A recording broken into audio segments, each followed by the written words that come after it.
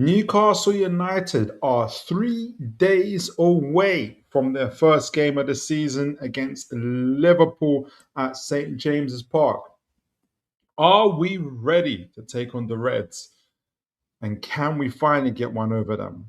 Also, transfers. Is Nico Gonzalez on his way to Newcastle United? All this and more right here on Toon Tactics TV, folks. Brilliant from Cher. And now Murphy could take on the shot. Fabian Cher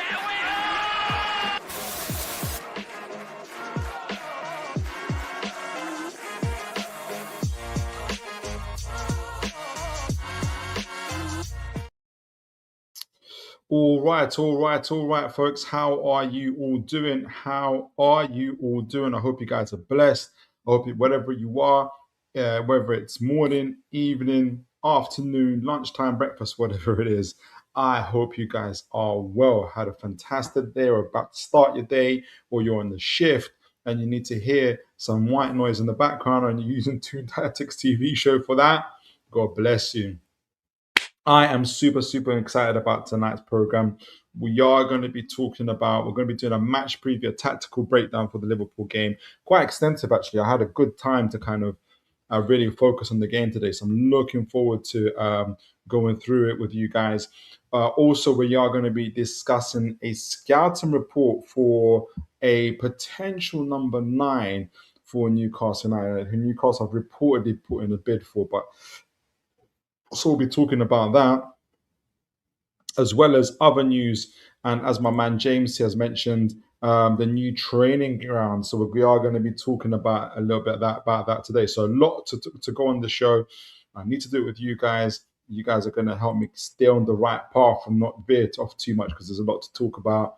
But as always, I can rely upon you guys to do that. And again, thank you guys for all your likes, shares, and subscriptions. Have been getting some really good views recently, so God bless you all for that. And so, as my man James here says, "I mate Phil, new training ground shout was a bit of a surprise to me, to be honest. I thought it was just going to come out as a news clipping." No, absolutely. Good to see. We're going to be talking about it now, actually. Raymond says, "Hi, Toon Philip. Are you the new training ground?" Yes, for me too. Yes, absolutely. Let's get onto it. Let's begin to talk about it. Look, as I mentioned, we're going to be talking about a number of things today: the training ground, the pre-match preview, and the scouting report. So let's share. Let's get on to the let's talk a little bit about the training ground and everything else. Let me just get it onto my screen first, and I will be also keeping tabs on any potential bombers in relation to Newcastle United, because we are obviously expecting to hear some news regarding transfers. So we want to be flexible and to be able to look at that. So, as mentioned by on here and by you folks as well, and not only was it Mark Douglas who's released the information, but it actually came through Ornstein as well, and Ben Jacobs. So it's quite major news, right? And as said here by Mark Douglas, major breaking: Newcastle United agree 190 million. I repeat, 190 million deal to buy land near Woolsington Hall for a world-class training ground. So that's not for the actual construction of the training ground, the actual building and the design for it. This is just to buy the land. So this is just money for the land of the training ground, right? Club have bought 260 acres site to the south of the city's airport. I was just there, just literally a couple of days ago, along with a derelict listed country house. So they bought, 260 acres of land for £190 million. A planning permission to be applied for in early 2027. So in the next 4 months. Again, I'll have to study why does it take 4 months to do that? To kind of put the planning permission in, but maybe Obviously, you got to do it by stages, by processes. First, secure the land, then actually, agree on what you're actually going to put on the land, what the design. I'm assuming that they're still trying to finalize what the design for the training ground is going to be. So they go on to say intention to move in by 2029 to the 30 season. So that's literally, what's that? 27. We're in 26, 27. So we've got to do that. Then we've got to do 27, 28. Then we've got 28, 29, potentially 30. So 3-4 years' time. Incredible. David Hopkinson hails it as a landmark moment for Newcastle. Big proof of PIF commitment, which takes their investment close to 1 billion. Well, for me, and we've talked about this before, for me, it actually takes it to 2 billion.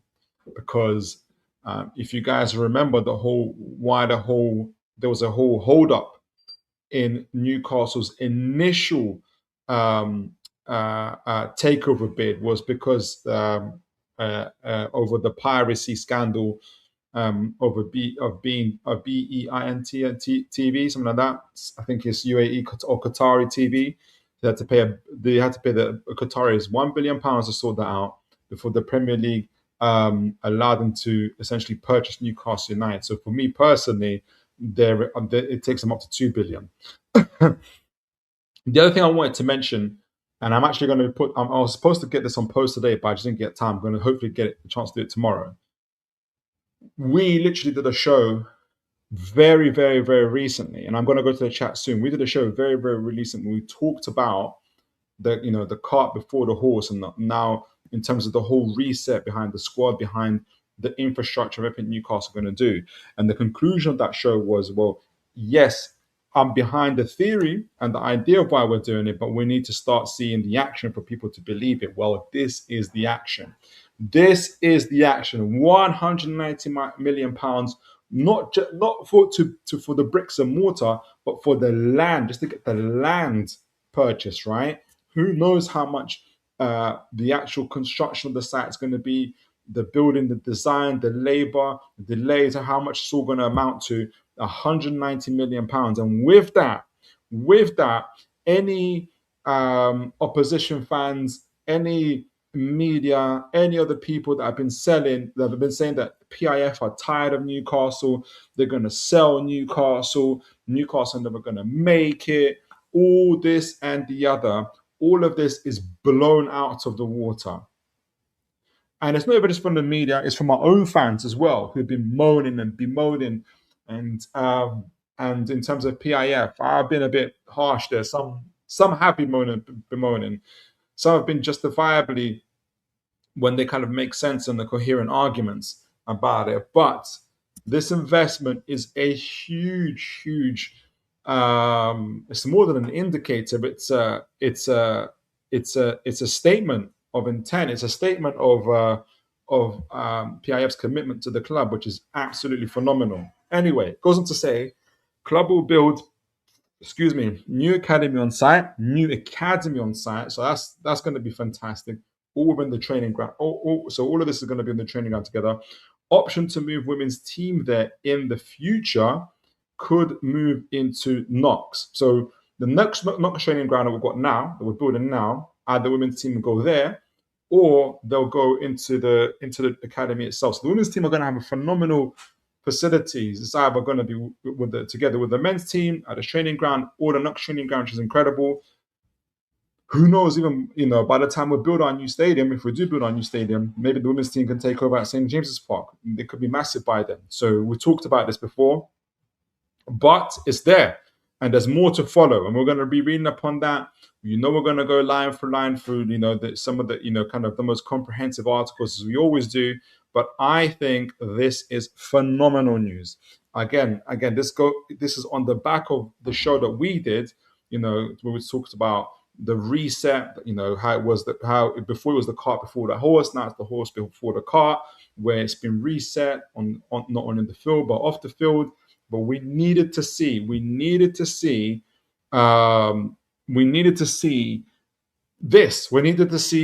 the actual. I know it's not quite spades in the ground and shovels, but it's money down. It's money down. It's agreed. It's a fee agreed. It's gonna be. It's gonna be put. It's agreed. It's It's gonna be paid. It's been agreed upon.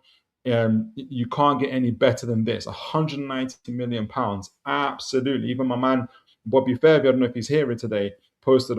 Look, even admitted himself. Look, this he had his doubts on PIF's commitment, but this is a huge, huge significant event to show that all of that is out the window now. All of that is out the window. Are PIF going to stay? Are they tired of Newcastle? All of that is out of the window. So I'm going to go to your comments before we move on.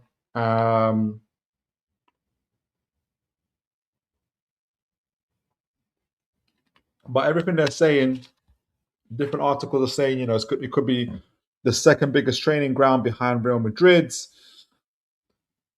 It's going to be phenomenal. It is going to be phenomenal.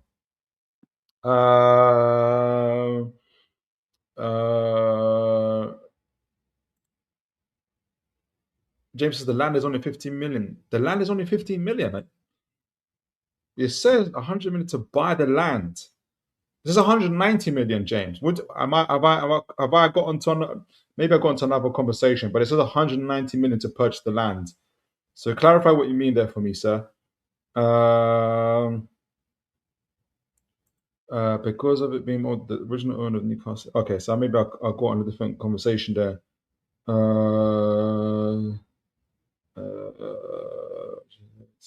Let's see. I'm going to focus on the chat, start talking about the just of this particular news, and then we'll get on. Good to see my man Robert here. God bless you. So good evening, Phil. Good evening to you, sir. Fantastic news. Don't you think it's fantastic news? Let me know. My man Adrian is here. God bless you, Adrian. Evening to you, Adrian.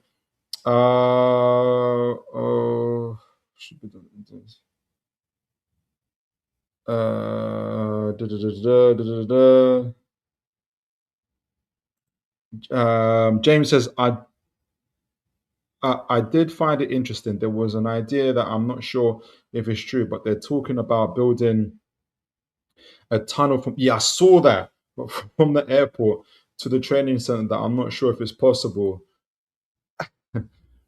I'll tell you what. Yeah, I'll tell you this. Yeah, if they did that, right? If they pulled that off, I know it's just a theory, but let's just. If it's true, can you imagine? Right? Can you imagine this now? And I know it's a long way off, 4 or 5 years, but still. Imagine if you're a player or a player's agent or you're a family of a player and you're thinking about whether to join Newcastle and you land at Newcastle Airport. Like, can you imagine you land at Newcastle Airport, our own airport, and you go for our own private tunnel, Newcastle United's private tunnel to get to the training ground. This, a 260-acre training ground that's worth, however much. Are you not even going to, you're going to be already pressed before you even get to the training ground. You're thinking, what kind of club is this that they own their own private tunnel? You're already going to, before you even see the training ground, it sets the tone for the type of club you're going to. If they did that, I think that'd be phenomenal. If they did that, I'd be well behind it. A couple more and we'll get on. Robert says, that's good for your club, to be honest. That's a huge step. 100%. Really, really, really, really is.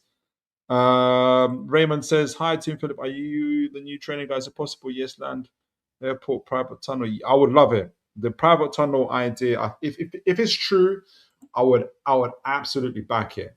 That'd be absolutely phenomenal. That puts us in a whole different, I think that will put us in a whole different space altogether. Okay. So that's the main news. Like I said, I'm going to keep a lookout for any kind of Nicola Gonzalez news or anything else, or transfer news. We'll talk about that a little bit if anything pops up. So far, even most of our ITKs, if I can say, have just said this, and I think really even your Romanas and everybody else have been saying it's in the players' hands now. It's in the players' hands. So we'll see what Mr. Gonzalez decides. Hopefully, he says yes to the Toon. All right. So I want to get into it. because I've got quite a lengthy match preview that I want to be able to do for Liverpool. I've had good amount of time to put into it today, so I put quite a bit of work on it. So it is a game that I am looking forward to. I want to thank the folks in the Athletic for putting this together, because they covered Ariola.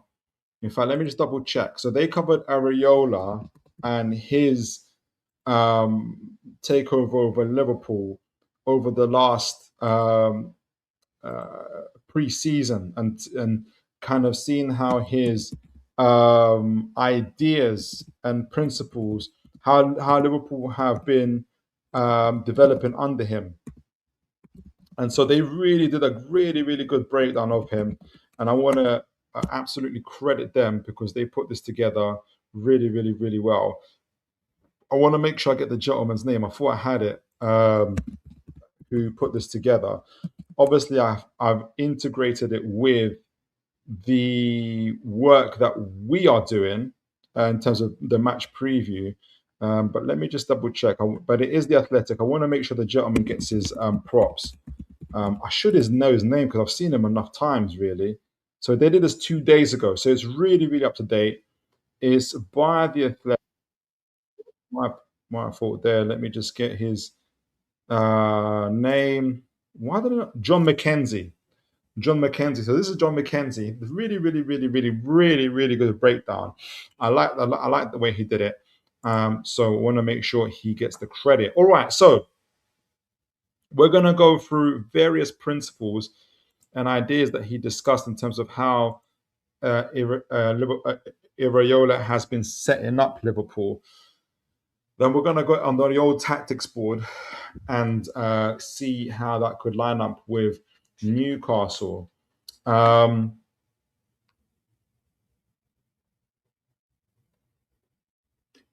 so a couple things. I want to give like a broad outline before we get into the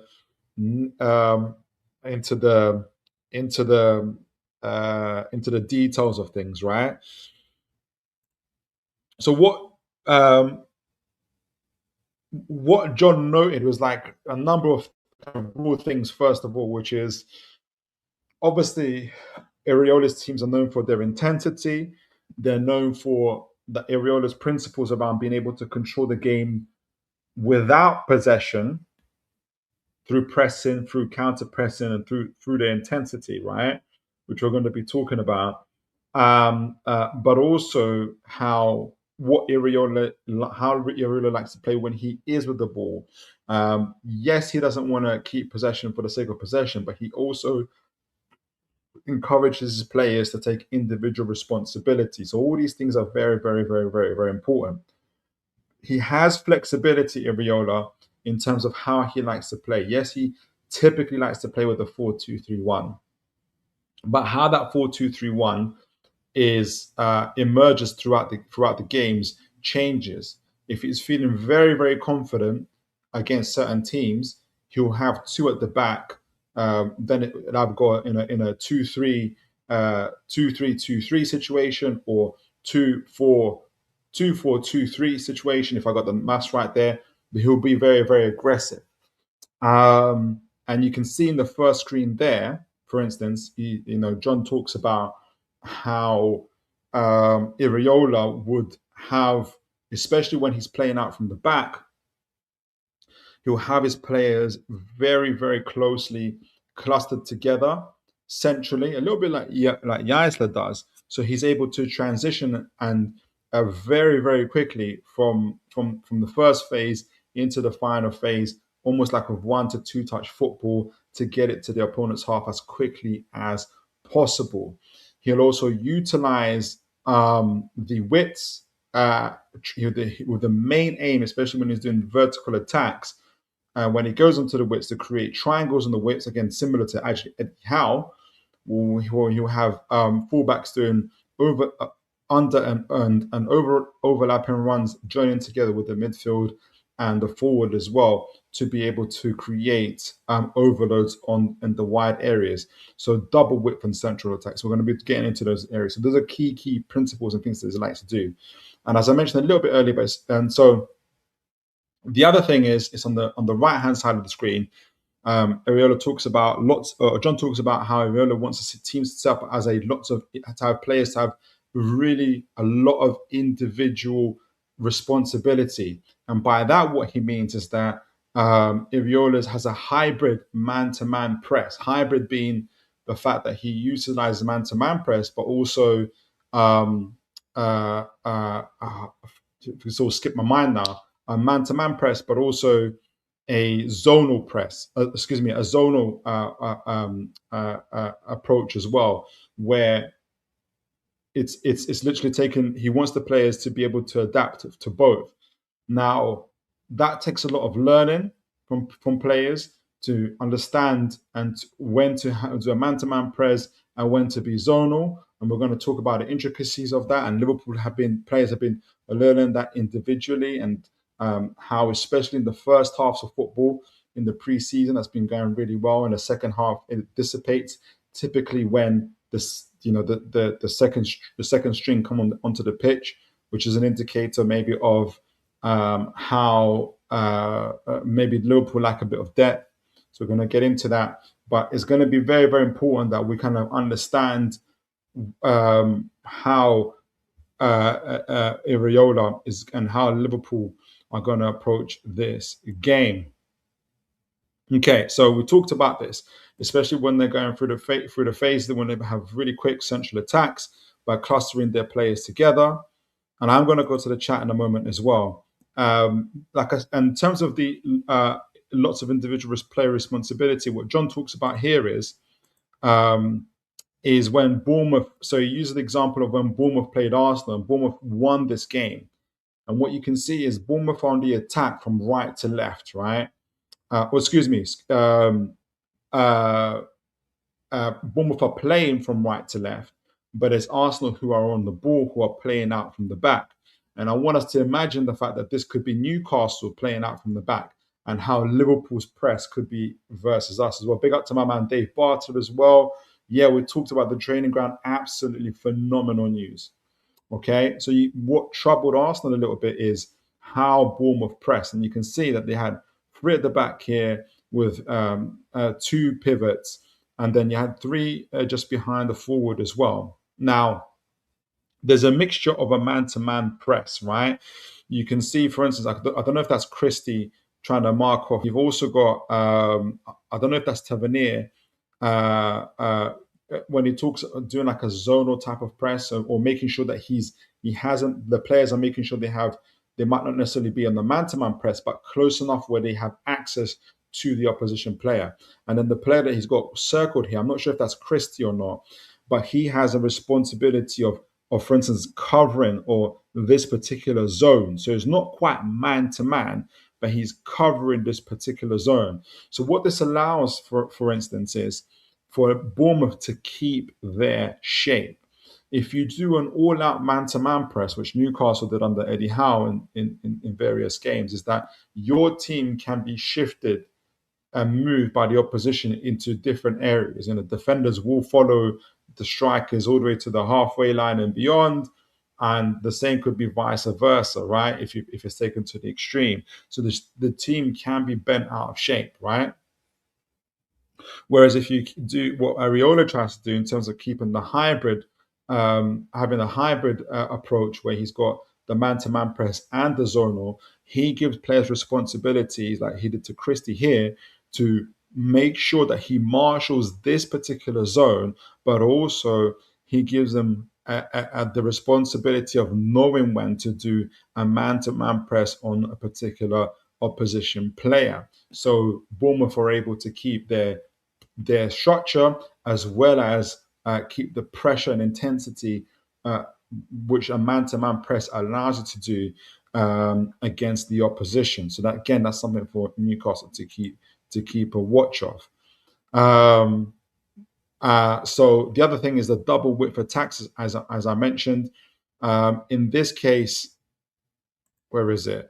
In this case, what, like as I mentioned, for instance, you've got in the Reds here, Bournemouth, the example of Bournemouth of the fullbacks joining in with the attacking eights and with the forwards creating these triangles in the width areas here, which allows them to kind of to be able to overload the flanks of the opposition. Something that where I've noted, and I'm going to be showing highlights of this, has been very, very problematic, especially for Newcastle United when it comes to these little half spaces here. And I'm very, very curious to see how Jaissle handles this. In my opinion, from my view, excuse me.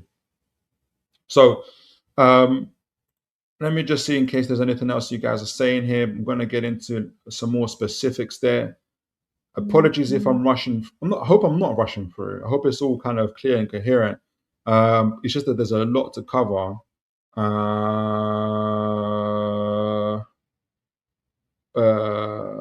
That's fun. Understand James, a bit of power, move, I think. Uh, Big up Ian, because yo, Baldy, what's going on? Big up to you, Ian. You didn't know I was bold. God bless you. He says, I feel so bad for saying that. It's all good, Ian. Good to see you. I hope you're well, sir. I hope you're well. God bless you. I saw that one from Dave Barter. Robert says, Ariola said that his team and Liverpool players can't run for 30 minutes. I think the intensity on Sunday will be moderate, depending on how new. I wonder if there's a little bit of mind games there from Ariola, right? Where he's trying to lure us into a sense of false security when it says we can only run for 30 minutes, and he knows that they can do like, at least 60.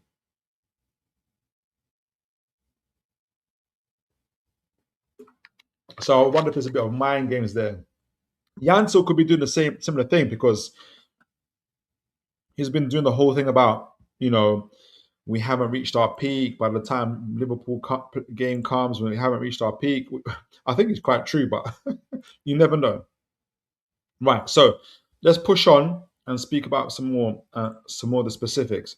Now, in this example, John McKenzie covered Bournemouth versus City. Now, this is very, very interesting because it's going to show you two sides of what it's going to show you what City did, what Newcastle may have to do against an Ariola's Liverpool team in order to stay secure at the back, but also what can happen if Newcastle overextend in their press, which is one of my other concerns about what could happen in this game. So what John explains here is that City stayed compressed in the middle to prevent Bournemouth attacks, and Bournemouth's switch of play was slow. So you can see here, Bournemouth are moving from right to left, right? Obviously, Bournemouth are here in the red, City are here in the blue, and you can see City have got very tight lines together. They're very close. They're almost in the mid block here, right? From front to back, it's like a 1-3-2, and I imagine it's four just behind here, but very, very close, right? And part of the reason for that is because you can see the Bournemouth players are very, very, very close as well. And the idea for the Bournemouth players is to be able to pass really, really quickly and intricately through the middle, but also holding these width via their fullbacks here. You can see Trafford. I can't remember who's in the right back here, and they've gone into they've got one centre back at the back here, but I've got four across here trying to cause the overloads from the first phase, and then 1, 2, 3. That's all Bournemouth want to do. Quick, really, really quick build-ups from the back through here, through the middle of City is what they want to be able to do in order to bypass them. But City do really, really well to stay compressed. So they stay so compressed to the point where Bournemouth are forced out wide here. So you've got Trafford here on the ball, but there's already City have got back really, really quickly, and all the avenues to other Bournemouth players have been blocked off. What then it forces Bournemouth to do, because they can't just simply switch play, because it'll take like a Hail Mary ball to get to the other players. They've had to pass it back again. So their switch of play is very, very slow. So their attack break, it kind of they're having to breaks down, they recycle it, and they put it back, right? So in this particular phase, or in this particular stage of the game, City did really, really well to stay compressed, to prevent Bournemouth from going through centrally, to prevent Bournemouth from going on the flank, which Bournemouth will try to do, by staying compressed and getting back really, really quickly. Now, again, imagine Newcastle are City in this case, right? Newcastle already want to be able to attack centrally as well. They stay very, very narrow from what I've noticed as well. So this isn't going to be too dissimilar how Newcastle are going to behave.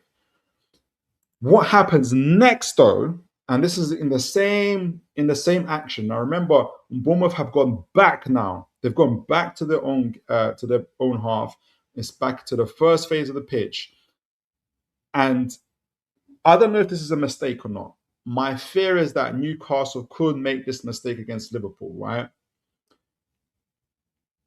City go chasing Bournemouth. They want to close down Bournemouth, right? You can see Haaland. I don't know if that's Bernardo or Mamouche right at the front there. You've got three at the back in terms of Bournemouth. Haaland, I don't know if it's Mamouche that go chasing with the others that are here. But City extend themselves. They're no longer compressed. They're no longer compact in the middle. They've now decompressed, as John puts it, and now there's space in the middle. And that was a big mistake because when what happened is Bournemouth played really, really quickly right through the centre and of City here. You can see the fullbacks are on their bikes. You can see that I think it's Evan Nielsen who makes a double movement. So he goes forward, then goes back, checks himself, finds a space, manages to get onto the ball here as the ball is played centrally, and he managed to get the ball onto Truffert here. He's finally Truffert in a 1v1 situation with the opposition winger. And now what you've got here, you've got Bournemouth players, 1, 2, 3, 4, including the man here on the ball, 5 against 4 Man City players, all within literally 5, 6, 7 seconds. When you can see here, City have lost totally. They're no longer compressed, they're decompressed, and Bournemouth have played centrally through them really, really quickly, and they got onto the other side of the pitch where they reached City's goal. I don't know if they scored from that, but this is what can happen. And part of my my worry is that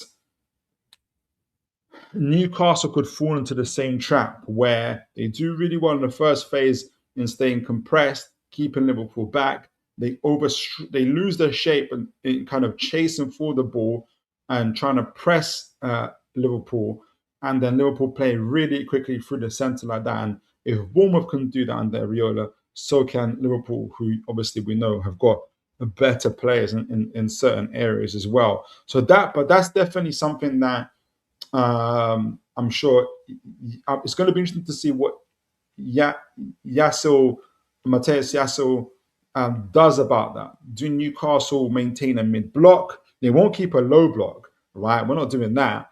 We didn't hire Jaissle to do low block FC. We've hired him to be front footed and aggressive, which is fine. And when I watched Newcastle against Strasbourg, I thought we were really, really good at doing that. We kept our lines and we kept our shape really, really, really well. I partly think that's because we had Byrne and Shaw at the back, and they were constant communication with our midfield. And also, for whatever reason, Bamba didn't have to drop back so much to form a back three. Shaw will just bring the ball out himself, right? And so what that meant was that we always had an extra man in midfield. So I say that to say this: our structure would see, for me, especially in that first half, and somewhat in the second half, but not too much. Before all the changes were made, Shaw came off and others. We really kept our structure at different phases of play, whether we're building up from the back in the first phase, whether we're in the midfield trying to control the ball and get it up there in the second phase, or whether we're pressing and going for it in the third phase. So that was really, really good. So Newcastle are capable of it. He is getting to them to the stage where they can do it. But obviously it's can they consistently do that? Well, we'll only know until they're in match form in the match itself, right? So, what instruction does Jaissle give the players when this particular situation happens? Do we go seek and just try to seek and destroy each and every time Liverpool go back to recycle the ball in order to try and make us go from compact to decompressed so they can play through the middle? Or do we kind of hold our lines and maintain a mid block? You know, I doubt. I just doubt Yassle's way. But if we're not careful, if we're not wise, we could end up allowing Liverpool to play through us. The other concern I have, and I've mentioned this a little bit earlier, is Newcastle conceded a number of goals, one against Leverkusen and once against Sociedad, which I'm going to show in a minute, in this particular half space area. And one of the things I wanted to share with you guys is if you guys notice this too, and if you have any solutions for this. So part of the reason I mentioned this is because we talked about a little bit earlier was that Liverpool, Ariola loves to do these triangles or these double whips, right, on the flanks. So if he can't get through centrally, he's going to try and get through. I can't find it on the flanks where he's got the fullbacks pushing forward. He's got your eights joining in with them and the forwards joining in them to form these triangles. So in order to be able to cause overloads and to bypass the midfield and the defensive lines. And what that gets them to is into these half spaces where Newcastle are at. Now, there's a second part to this that I'm going to talk about where I think, now looking back at this, we talked about man-to-man press and we talked about zonal marking, right? So Ariola likes a bit of both, man-to-man press and zonal marking. I think Jaissle likes more of the zonal marking, and there's goods and there's bad to it, right? The good is that the team when you have zonal marking, essentially, it means that it's the opposite of the man-to-man press, where essentially, in a very basic form, you go man-to-man with your guy, you follow them wherever they are at, right? Whereas zonal marking, you mark a particular zone with the unit of that you're with. So if you're in a defensive line, you guys hold that particular domain and you react according to what phase of the game that you're in. So if you're in the box, as Newcastle are here, they'll all keep a particular shape rather than be man to man and trying to follow each and every person. They'll keep a particular structure. They'll keep a particular shape, which, if done well, reduces the chances a team can play against you, but it also leaves some doors open. And I want to show you some of these highlights in terms of what I mean by this. So, in terms of the goals that we conceded. So let me just find this. I'm going to go to the chat in a minute, but I want to first show you guys this. The first one was against Sociedad, right? A game that I watched, and I was at the Leverkusen game when we conceded in the first minute. And actually, both goals against Leverkusen we conceded in the first minute, and against Sociedad we conceded in the third or fourth minute. So we can put that down to preseason rustiness. We can put that down to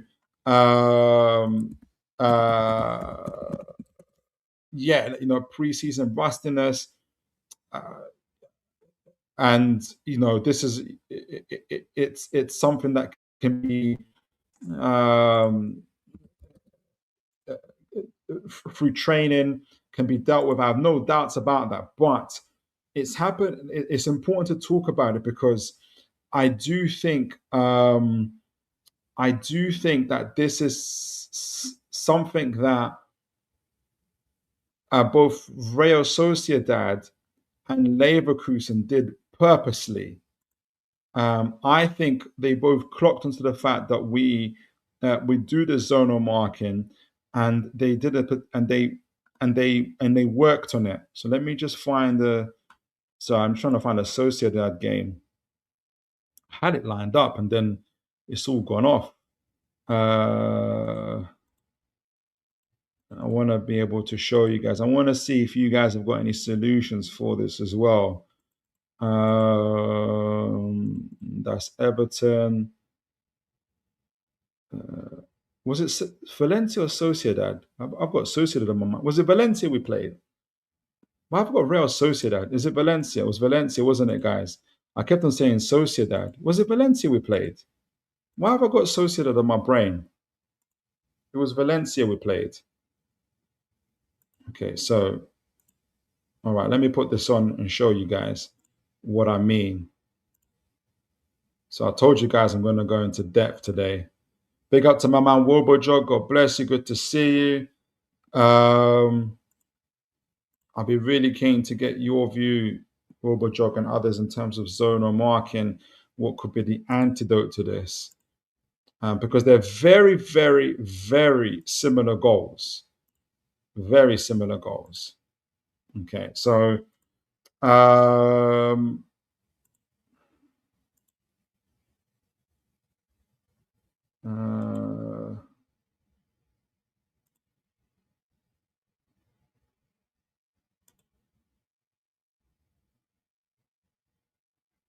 me just see.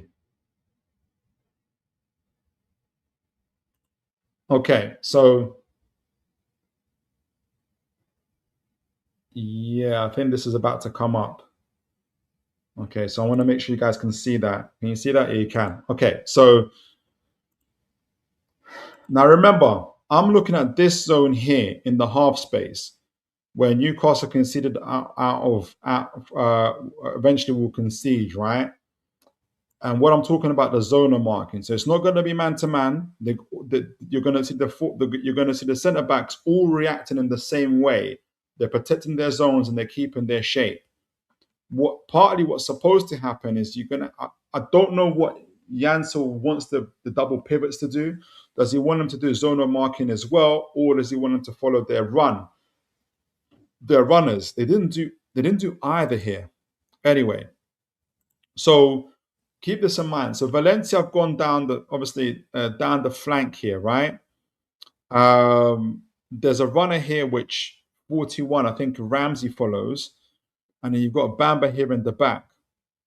Next thing I want to be able to show is at this stage, you've got 4 Newcastle defenders, including the fullback here in Shaha back, and Bamba's about to make it here, including 2 more defenders here, right? So there's 7 Newcastle players at the back, right? With 2 at this stage, 2 Valencia players. The rest of the Valencia players, there's about 4 of them, are here on the edge of the penalty box. This is by design. This is by design. I think the idea here was Newcastle are using zonal marking, and they're going to react in this. They're going to react in a particular way when the ball goes into this area. They're going to fall back into the penalty box, and they're going to leave space on the outside. Because what happens is, and you guys are going to notice here, none of the Valencia players. Well, you're going to see maybe 1 or 2 Valencia players going to the penalty box, but the rest stay on the outside. And you've got to see you've already got 5, 6, 7, 8 Newcastle players in the penalty box. You've got 8 Newcastle players in the penalty box with 1 Valencia player in the penalty box and 4 on the outside. Okay, so they've gone out. They've gone to meet him. Nobody sees this other guy on the outside here. Again, there's 1, 2, 3, 4, 5, 6, 7. Excuse me, 1, 2, 3, 4, 5, 6 Newcastle players, still one Valencia player, whilst the rest, again, 4 are on the periphery here. They are counting on, in my view, they are counting on Newcastle to respond in this particular way, in this zonal marking way, and they, in terms of staying at the back, reducing the XG chances of people scoring, and they're going to say we're going to create a space on the outside of the box and we're going to take our chance, which they do. And now you've got 2 unmarked players outside the box, including this third man here. You've got 2. Bamba stays rooted to the spot. There's nobody here. Remember, now we've got 2 Valencia players in the box, but one of them is quite far away. Whilst you've got 1, 2, 3, 4, 5, 6 Newcastle players in the penalty box, about to be 7, versus 1 Valencia player who's literally right in front of the goal. There's 7 Newcastle players. There's 7 Newcastle players, and there's 1 Valencia guy. Nobody's picking up these 2, and I guess Bamba has some access to this one here, but there's 2 here. I blamed Voltemada not getting there quick enough, but it's 1 versus 2. I don't blame Musola because he's got to be an outlet. There's got to be an outlet, but there's 7 Newcastle players here. Is it? I know, again, this is pre-season. Is this by design, or is this just like pre-season rustiness? So now he's got time to pass it to his man here, who's got a time to take 2 touches. He's got all the time in the world to now look up and place his shot. Again, there's 7 Newcastle players. And in fact, how many are there? There's 7, 8 Newcastle players in the penalty box. There is still 1 Valencia player in the penalty box. Now 2, but he's on the outside. Who cares? Right? There's nobody marking these guys. So he's got all the time in the world. Go. Right? And I want to show you the Leverkusen one. The one that we considered in the first minute. I got to see that one live. And I'm going to go to the chat in a minute. I want to get you guys' response to this. I want to get you guys' views on this.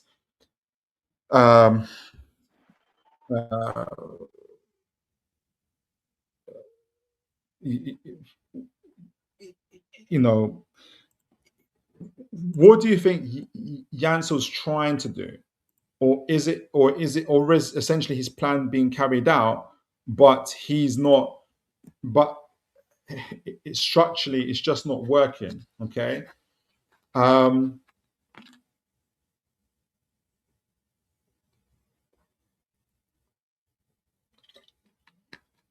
So at this moment in time, guys, this is against Leverkusen. Now I'm going to go to the chats in a couple of minutes. Now this is the initial lines here. Can you guys see this? Yeah, you can. Newcastle keeping their lines really, really well at this stage. First minute of the game, right? So you got this 4 at the back. Excuse me, 4, 2, 3, 1. Like very defined, very, very clear. And the lines are fairly, are quite close together. I know it's the first game and a half, but I want to be able to show this. We kept our lines fairly well. But Leverkusen players obviously are moving around and they're trying to create space. With these 3 kind of initially pretending to make runs, they don't. They leave this gap in the middle. But Newcastle do fairly well to keep their shape, right? And they're now trying to close the ball down. It goes centrally, Bamba closes down. This is very, very good, right? It gets there, we don't get it, fine. Long ball over the top, it's going to go, let me just go a little bit further here.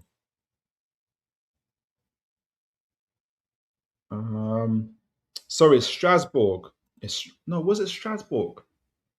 I'm looking at the Strasbourg game. Sorry, guys, I got the wrong game. I'm looking at the wrong game. I got Strasbourg. I'm trying to find Leverkusen. I'm trying to find Leverkusen. Where is it? Where is it? Where is it? Where is it? I'm like, why haven't they scored yet? Here we go, Leverkusen. So the lines are very good, as I said, against. So we're underway. Stop. Okay. So this is Leverkusen the previous day, right? So Leverkusen a little bit more front-footed. So let me just forward this a little bit. Even though they scored in the first minute, I'm going to forward it just a little bit.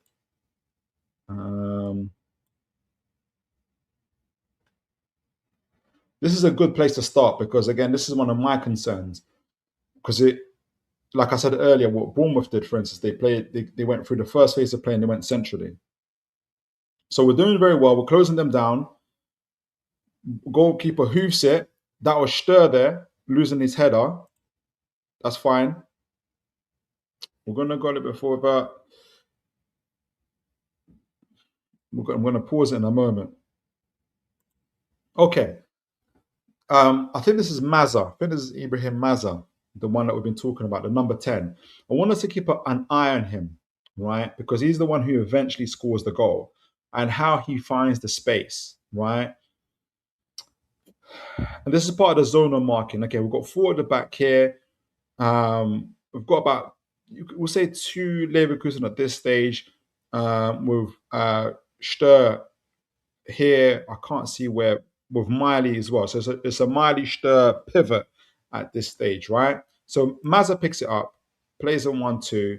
Newcastle seem to be in a secure shape here, right? Fine. They play it, again, Leverkusen looking to play it for the middle. Ibrahim Mazza this time goes across Miley here. Now, this is Miley's first game since the injury, right? He doesn't respond quick enough here because the ball's about to go to hit Ibrahim Mazza. Stur tries to get to the other forward here, doesn't get to him in time. You're going to see the ball go to hit Ibrahim Mazza. I don't know if a fitter Miley maybe is a little bit quicker to try and close down. Is a bit more, anticipates it a little bit more and gets in front of Mazza before the ball gets him. He doesn't, and he pays the price. So the ball gets to Mazza here. Stur doesn't get there in time. Miley then reacts, but he's too slow to it. And Mazza does really well. He lets it roll across his body and he catches Miley off guard. Initially, this is the first minute of the game. I remember watching this and I thought, oh, Miley looks a bit rusty here. He lets it roll across. He loses Miley. Now our 2 pivots are gone. Our 2 pivots are gone, and we've got 5 players at the back this time. Against about 3 Leverkusen players, right? Fine. But the first thing they all do is go back, apart from Hall, who stands his ground at this stage. They all go back. They're forced to go back by the 2 runners. Okay. Fine. They're covering their runs. If they... Yeah, I guess they're covering their runs. I was going to say if they just stayed where they were, do they force an offside? But maybe that's a bit too risky. Fine. Hall stays where he's at. He's not able to intercept. The ball gets onto the forward here. I think it's Kofu, right? He holds up the play. By the way, as I said, keep your eye on Mazza right here. You can see Mazza. He's right there. He's just behind Hall. There's a couple things here already, right?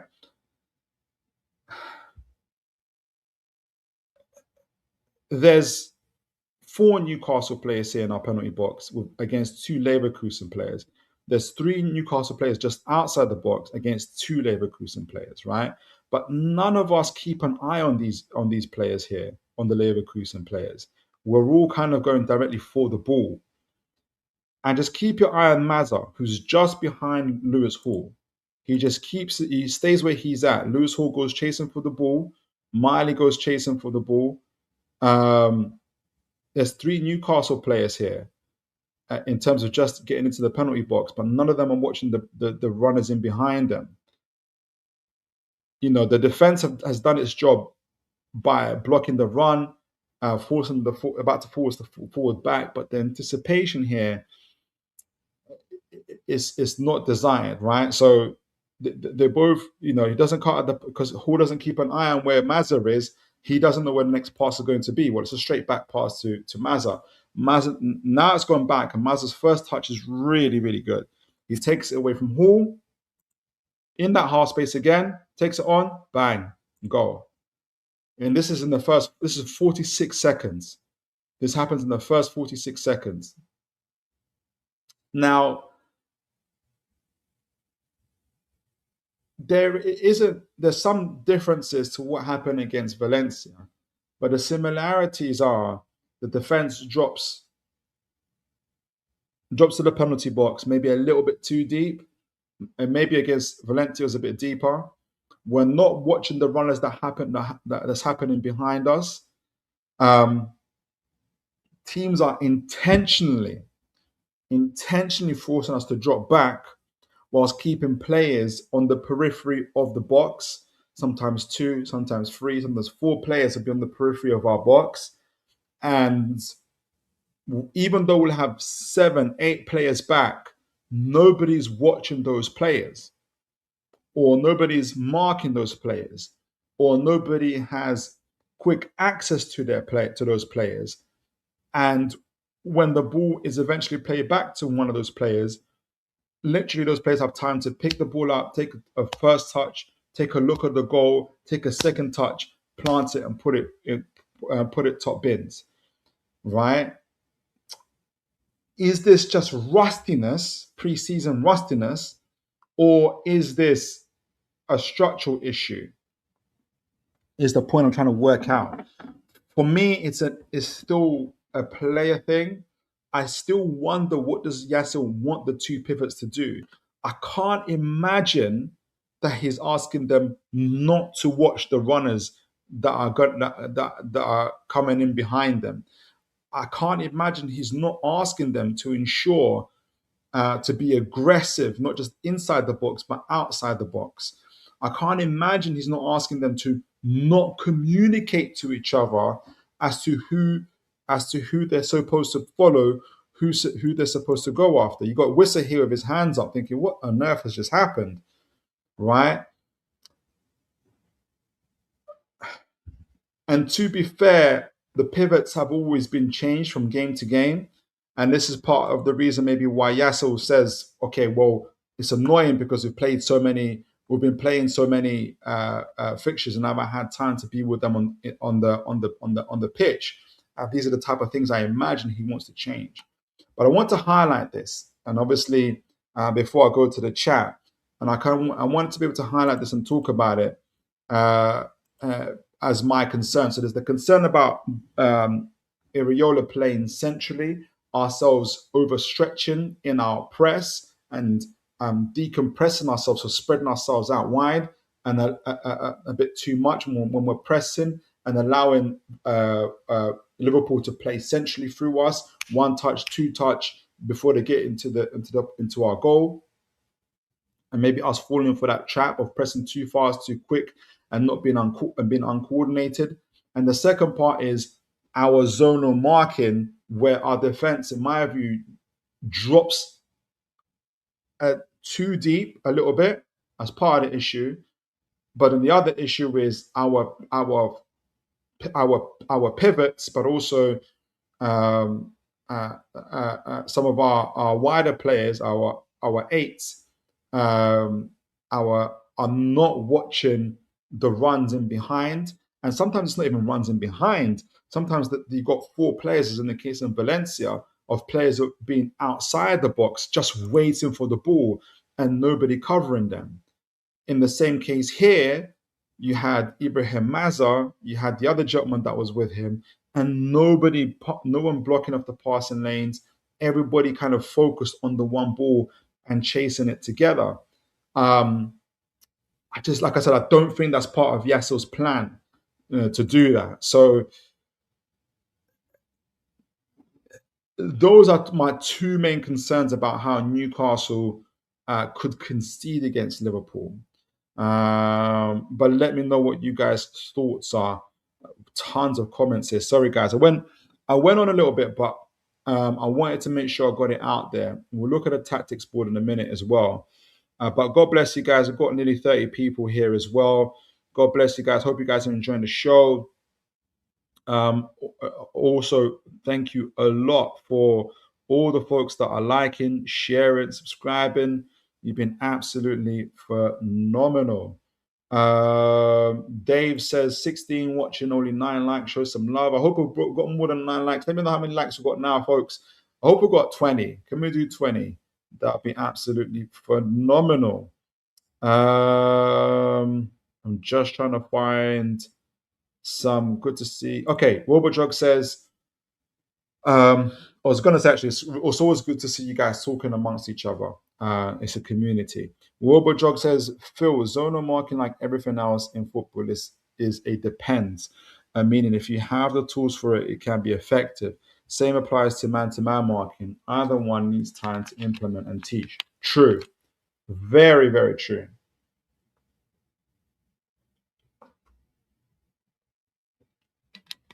Very, very true. Very, very true. And again, has had 3 games. Has he played 3 games now? Has he even had 2 weeks yet?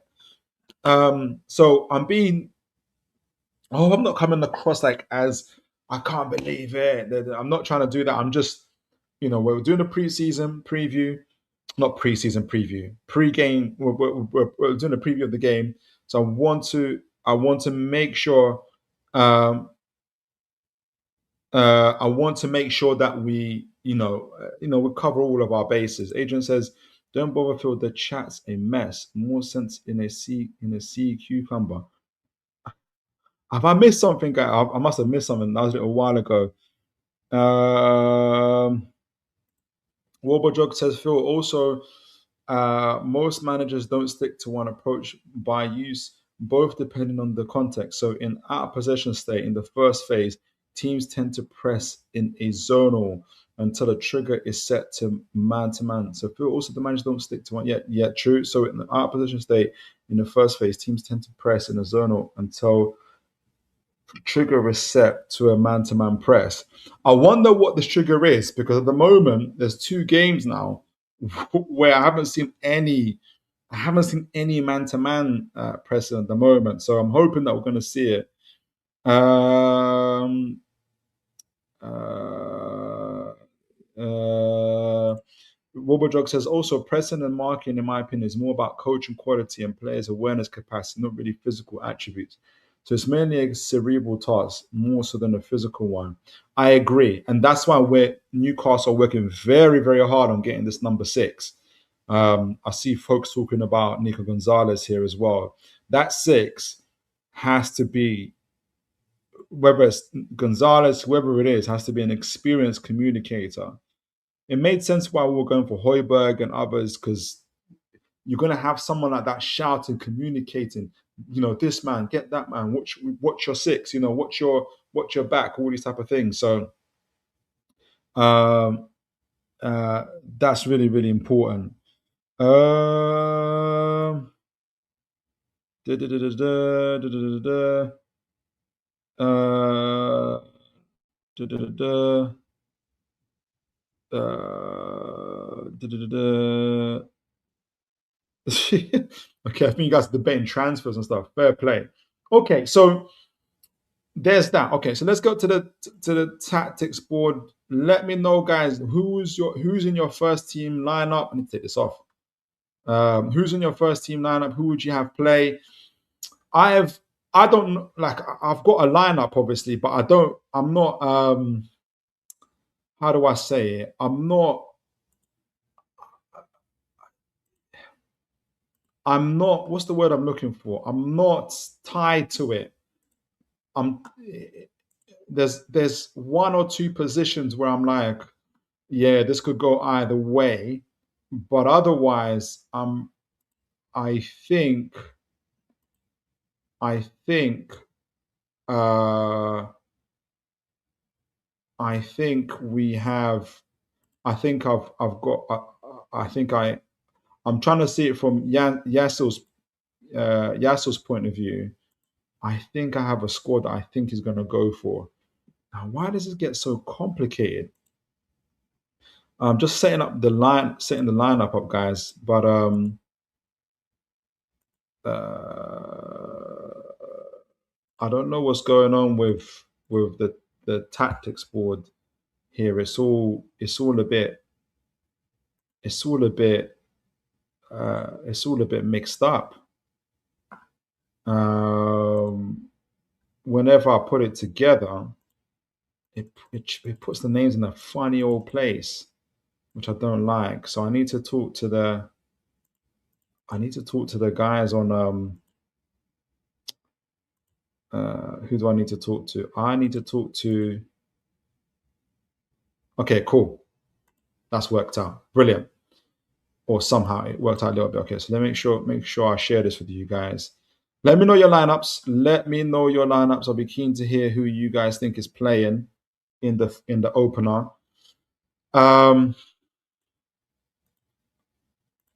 that's gonna be interesting to see now. Okay, so I've gone for Horseneck. Can you guys see this? Yeah, you can. So I've gone for Hornicek, a goalkeeper. I've gone for Burn and Chow as CBs. That's one of my calls around Burn. So because I've even though Burns only played 45 minutes in preseason, part of me thinks three things. Um, and we have to keep this in mind that Botman's played most minutes in preseason as well. He's had a couple. I think he's had a couple 90-minute games as well. So there's still a good chance that Burn doesn't start. But part of the reason I think Burn does start in the 45 minutes that I did see him play, he looked fit, he looked good. Um, I think he can definitely do 45 minutes. I don't expect for either team, the players that started, the majority of the players, I think both teams will make 5 changes, basically, right? I think both teams will make 5 changes. Um, so there's a good chance that Botman comes on in the second half. So I think Burn starts because he's also been made captain. I think Burn starts. I think he's a better communicator than Botman, and I think he will steady Chow. Um, Even though Chow's had a good preseason himself, but I think his communication will be vital not only to Chow but to the midfielders that are ahead of him. Um, I think the first 45 minutes of this game is going to be very, very crucial. And if Jaissle can keep it goalless, or, by the grace of God, if Newcastle even are ahead, if they can be, um, uh, after from that 45 minutes and beyond, even taking up to 60, I think they have a better chance of winning the game. But the first 45 minutes, I think, for instance, are in Liverpool's favour. Um, so I've got Burn and Chow. Though again, I won't be surprised if Botman starts, but I think Burn starts for the reason I explained. I've got Dedic at right back. Livermento's not fit. We have no other right back. Dedic knows the system, although he's only known his teammates for 4 or 5 days. I think Jaissle will throw him in. Hall will be at left back. Now, my pivot is an interesting one. I'm not so confident in this. I do think Ramsey starts for sure. He's got the experience and he's got the quality. Um, I wanted to put I really wanted to put Miley, and Miley was beginning to click with Stur in the second half of the second half. I just don't know if this Liverpool game is a game too early for him. There's going to be, they would have had 5 days, 6 days training, and maybe things change in that time. Hopefully, he shows Jaissle he's ready to start, because I do think our best pivot in terms of quality and experience would be a Ramsey and a Miley. I just hesitate on Miley because he's just come back from, unlike Burn, who has been playing, he's fit. I think Miley is just coming back from injury, and I think it might be advised to kind of ease him back in and maybe come on in the second half. So I've gone for Bamba. So over Bamba, over Stur, over Willock. Joe Linton's obviously not fit. So it'll be a big call. Bamba's what, 18, 19 years old. What a way to start your Premier League debut. He's only had 19 senior appearances, but what a way to start your Premier League debut at St. James's Park against Liverpool, which is going to be an absolute cauldron with Isak coming back, it being Liverpool, but also very, very emotional that both teams will be paying tributes to King Kev. So it's a big call. Let me know what you guys think of that. I think we will have an Osola Wissa 9 and 10 partnership.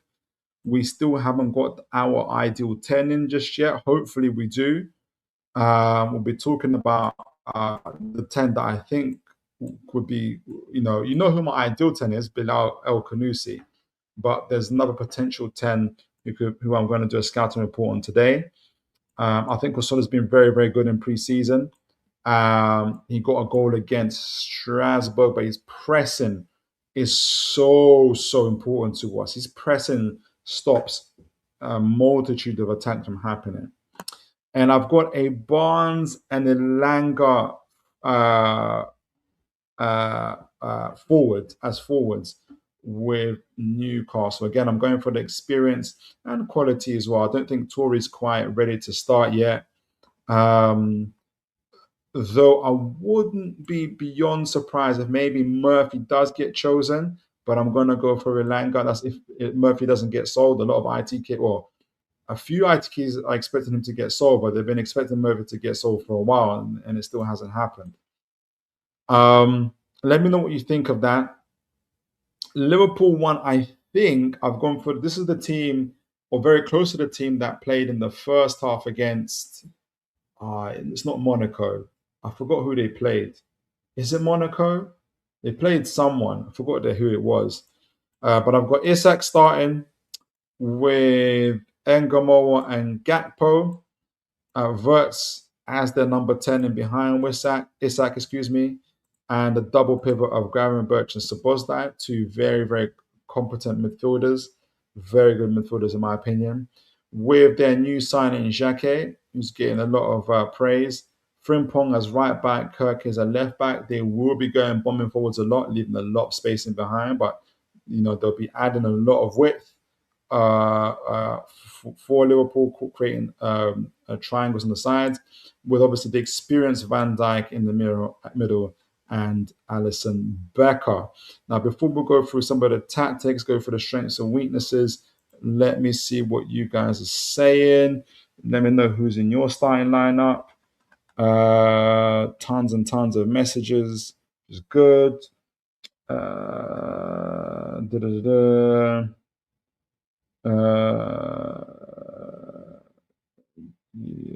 am I? Where are we? Here we go. Okay. So I found out where I was before. Let me know who's in your. And if you want to send your early predictions, please do send your early predictions as well. Please continue to like, share, and subscribe. Let me know how many likes we got, people. Let me know how many likes we got. Hopefully, we've got up to 20. There's another makeup lineup. James says, what I'm going to say is I'm going to come in this dry. I'm not even going to make up a lineup because I'm so unsure, even in form, until we see the first match, and then I'll make my decision. The only thing. Fair enough. Makes sense. We could even see a 5-3-2. We could. That's a good. That's very, very possible with Jaissle.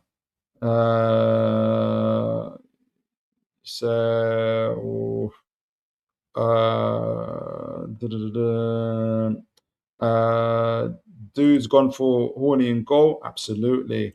Thanks for sending that in, dude. It goes Dedic at right back, Chart centre back, Burn at centre back, and Hall. So we're going for the same one. Big up. Yeah, I think so too. James says, Phil, I haven't got one, to be honest. I'm struggling. Maybe better after our first match, but I'm so confused at the moment. What he's doing, he's not giving much out. I know your struggle. Yeah, absolutely. I am. This is I think particularly for centre back and for pivot, I'm struggling. But I think for me anyway, it's the likely. I think it's The other ones are a bit more sure. Dude's gone for CM Stur and Mason Miley at CM. You're going for Stur Miley, Mason Miley. Okay, that's interesting. A 19 and an 18-year-old. Very interesting. He's gone for Tory on the left, Voldemort and Barnes. Yeah, I got to see Voldemort in the flesh. He's trying. I'll give him that. He's doing the running. Yeah, the game is away from him. His first touch isn't as good. I was telling my mate who I brought with me, he's not a Newcastle fan, but like many fans, he's got this idea that Voldemort is highly technical, and he is a technical player, but he's not as he saw a couple of things where I was saying to him, Voldemort isn't Berbatov essentially. I didn't say that part, but he hasn't got that level of technical ability. Tim says, ideally, I have Ramsey in the 10. Yes, I've abandoned Volta for this game. Hello, well, you might be right about him. I don't want to be right. I don't want to be right. Honestly, I want him to, if he was playing, score a hat trick. Do you know what I mean? But it is what it is. But Ramsey's needed centre midfield. If Miley isn't fit to start, I now think Bambo will and should start. I think that might be our best pivot currently in terms of fitness. But our best pivot would be Miley and Ramsey at this moment in time before any other CMs come in. Ian says, I'm not throwing in the towel. How did I? Absolutely, we can never do that. Am I the only one who goes Mason Miley? Is Miley's not fit? I think you might be, dude. You think you might be.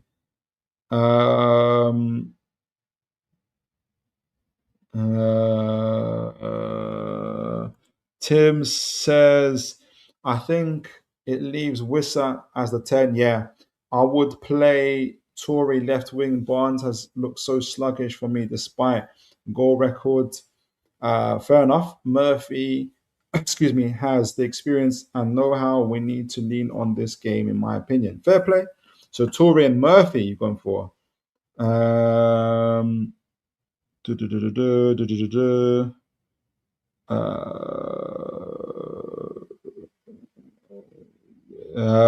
James says Voldemort. I'm not sure at the moment. There seems to be a lot of misinformation saying he could go on loan or we keep him.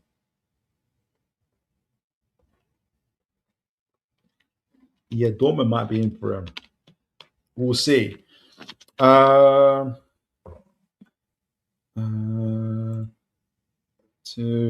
says it's usually a back two with a DM like, and the FBs are more as wingers. Yeah, so really attacking wingers, absolutely. Okay, so let's go through it. So that's the lineups. I'm gonna go through this a little bit. What's the next one? Okay, so the next part is, so that's the lineups. The first phase of play, right? Make sure you guys can see this. Yes, you can. Okay, so this is Newcastle playing out from the back. Now Newcastle have been quite good at playing out from the back, right? We know that Ariola's Liverpool are going to be pressing in very, very intensely. We know they're going to have a hybrid of a zonal and man-to-man marking, which they're still adjusting to and getting to grips with. And in a very high octane, volatile St. James's Park, they're going to have to focus even more harder to do this as well. When they do get it right, it can be very, very suffocating. If they do get it right, it can be very, very suffocating. If they don't, it could leave gaps for us. There's a couple of things. Now, typically, I've got a Horny check here, but let me just start off with what typically has happened is you'll have a 6, this time obviously Bambo, who drops in and picks the ball up, with Ramsey taking up positions here. In games, obviously with the fullbacks split on either side, you will have not the fullbacks, the centre back split on either side. Ramsey dropping in, a little bit of Whistle's been dropping in quite a bit as well, with the fullbacks going up high. Osola maintaining his pace, trying to keep the centre backs honest, with Barnes and others pushing forward as well.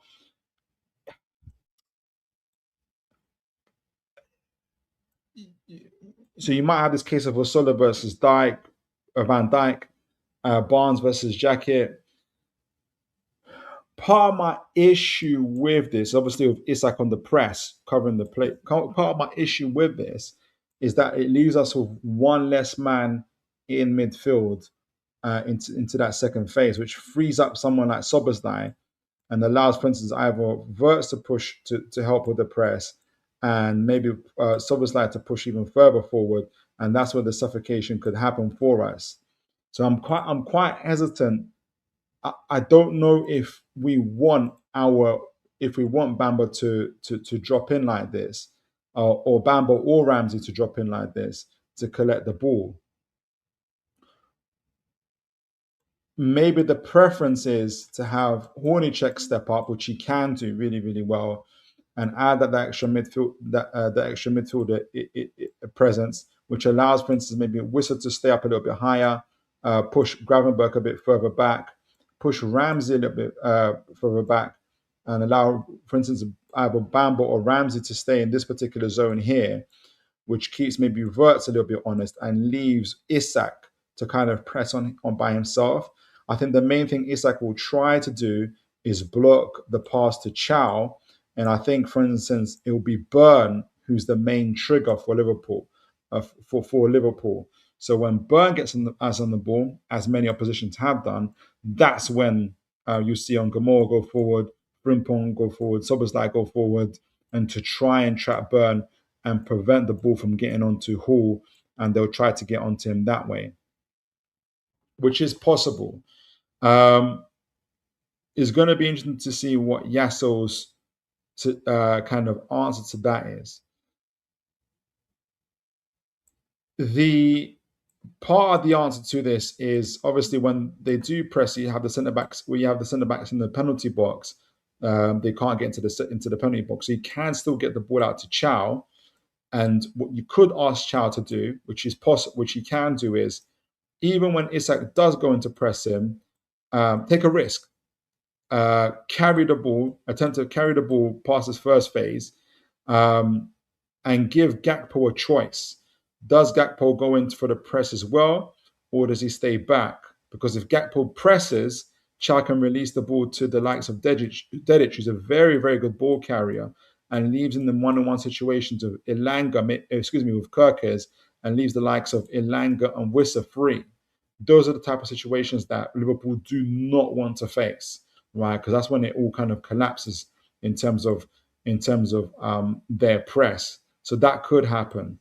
The alternatives are also for when the ball does go out to Burn, Hall maybe dropping in a little bit more deeper, forcing Frimpong to follow him, and get Ramsey and Barnes to drop in.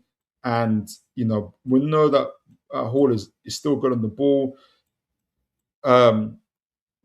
Either release the ball early or try to carry it past Frimpong yourself.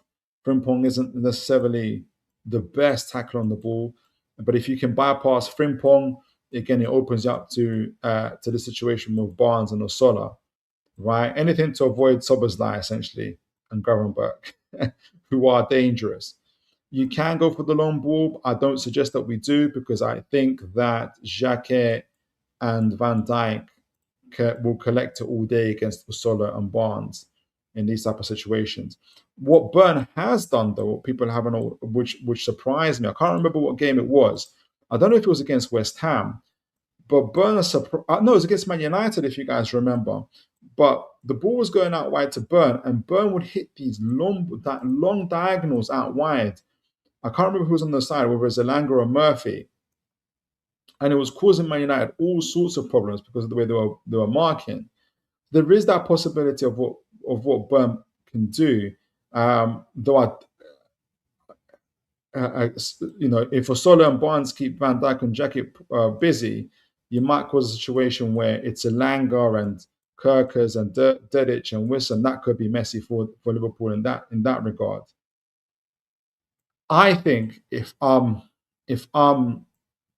Jaissle, if it's not Soberslai, and maybe Gravenberg that's doing the closing down, and it's Isak and Wirtz and Gomorrah, especially Isak and Wirtz, I wouldn't shock the likes of Chow and maybe others to take a risk and try to carry the ball out into the next phase, um, and force Liverpool to kind of commit more players forward and start to create these type of gaps so we can hit them on the break. Um, I'm a bit nervous about, not nervous, I haven't seen the benefit. I think we risk more by getting Bamba to drop in and, like I said, leaving one less man in midfield and allows Gravenberch to, for instance, drop him forward. Soboslai, who's going to be on top of Ramsey.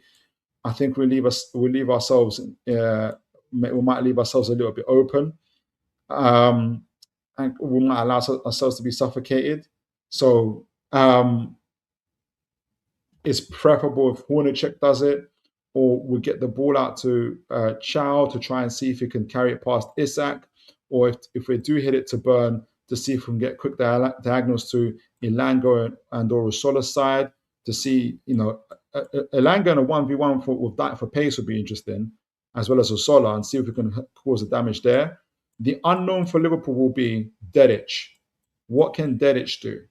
And I think Dedic could be a surprise, especially with his ball carrying and his assists and his ability to get to the byline and cause cutbacks.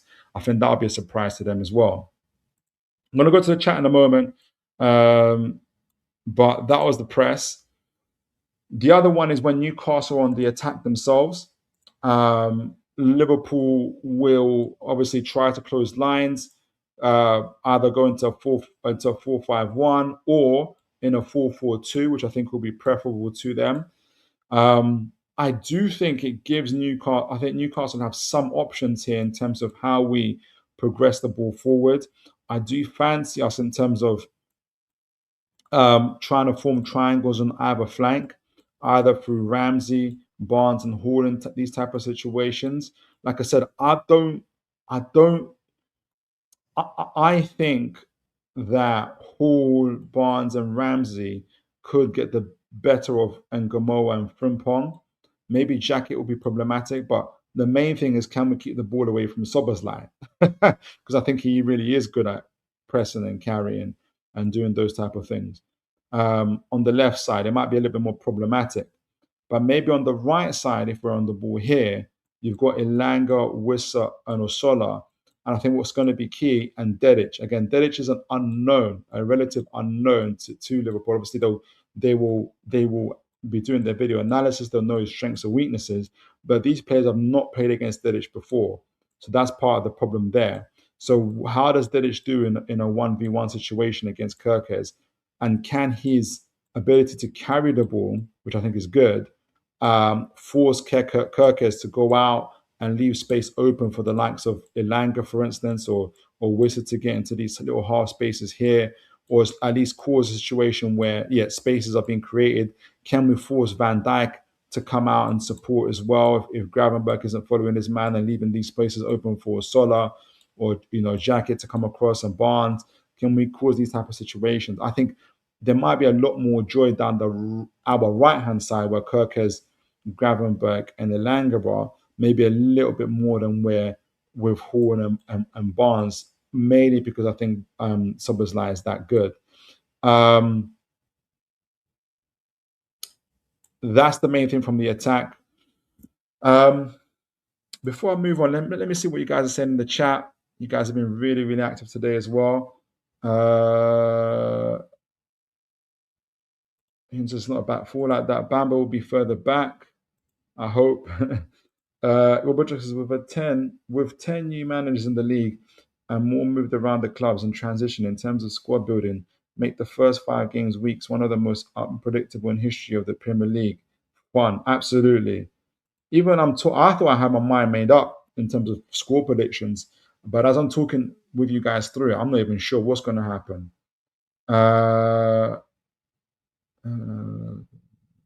James says, sorry, you were mean in the background for me. I was talking to a good friend of mine in my role play days, but yeah, I'm still not worried. I'm expecting this to be a cricket pitch.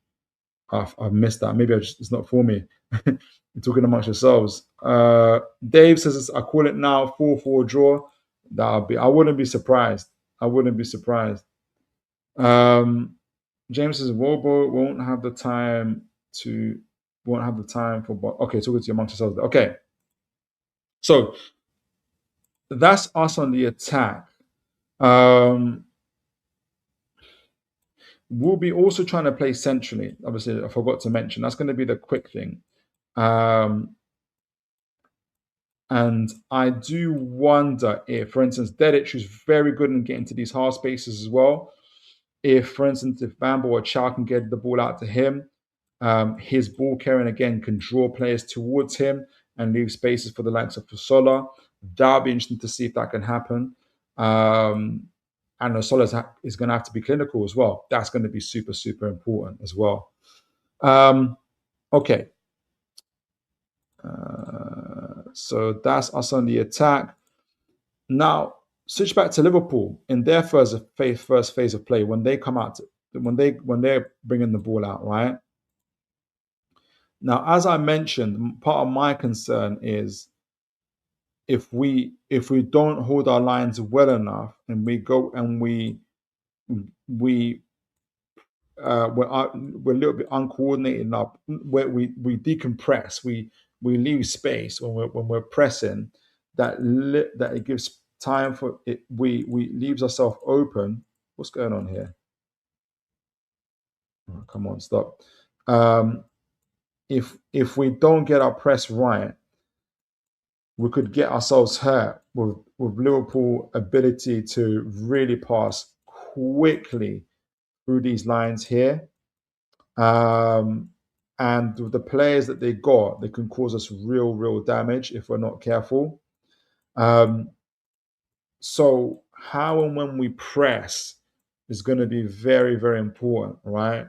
I think Osola's press is really important. I don't know how good Jackie is on the ball, but I imagine that Osola, the way he'll press his curve his runs to ensure to try and block the passing lanes to Van Dijk, and leave and either force Wirtz or Szoboszlai or Gravenberch to come back and collect the ball. I imagine maybe Wirtz will try to take up these left spaces here with Gravenberch and Isak to try and connect the play. So it's going to be interesting with Kirkes and Frimpong keeping the width. So Dedic, he'll know the system. Is he going to go out to kind of press himself, or is he going to kind of leave it to Langer? How they're going to be doing it, how they get the lines right is going to be super important. Because if we can get it right, we could stop a whole heap of problems. Now, I imagine it'll be Burn and Isak, or depending on how it goes, with maybe a Bamba dropping in to try in terms of the press here. Ramsey maybe going up against Szoboszlai. I think Szoboszlai is going to be very key for Liverpool. He is press resistant. He can carry the ball.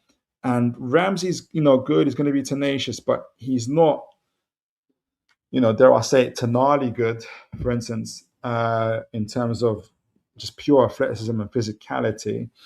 And so it's important that I think Szoboszlai is going to be so key for Liverpool. But if we're not careful, his ability to carry the ball forward could cause us a lot of problems, and players going through the phase. Same also for Gravenberch, who's excellent ball carrier as well. So part of my concern would be if we do not, if we're not good enough in our press, in terms of winning our tackles and winning our duels in this regard. So that's going to be very important how we do that. So Liverpool can do that. as well as go long. They'll chance it in terms of use either Isak's or Gakpo's pace up front to try and cause havoc. Verts is going to be very good at trying to, get into these half spaces here to try and be the extra man and cause these overloads here. The moment he gets the ball, the likes of Isak and Gakpo will try to make these runs in and behind and get into these spaces. Hornicek's going to be very important as a sweeper keeper. He's very good at that to kind of get into the way. So that's going to be vital for us. But it's going to be a tough game. Likewise in Liverpool, and I mentioned this earlier, when Liverpool are on the attack, my main concern is these half spaces here. And you'll have the likes of Kirkes, causing this width. You'll have maybe Gakpo joining with Verts, and they're forming these type of triangles. Excuse me, to cause overloads on the flanks, to try and either pull Chow out of position and leave gaps for Isak for likes of Isak, or maybe call Burn as well to follow out of position and cause that stretch as well, and allow the likes of Frimpong or Ngamowa at the back. So us following these runs is going to be absolutely vital, either Bamba or Ramsey. So far, we haven't been too good at that. That's my other concern in terms of that. So it's going to be interesting to see how we cover these, but these can all be caused by these type of by these sort of overlaps as well. So Bamba is going to be very, very important in terms of covering the runs in behind, as well as Ramsey as well, to ensure that we don't get overrun in midfields. You're going to see Wissa in pre-season. He dropped in deep quite a lot, I think, to prevent this kind of situations from happening. But Verts is going to be very, very important for Liverpool. He's going to be the initiator of these triangles and these overloads. So Ilanga, who's got a big job, he's going to have to get up front, but as well as run back.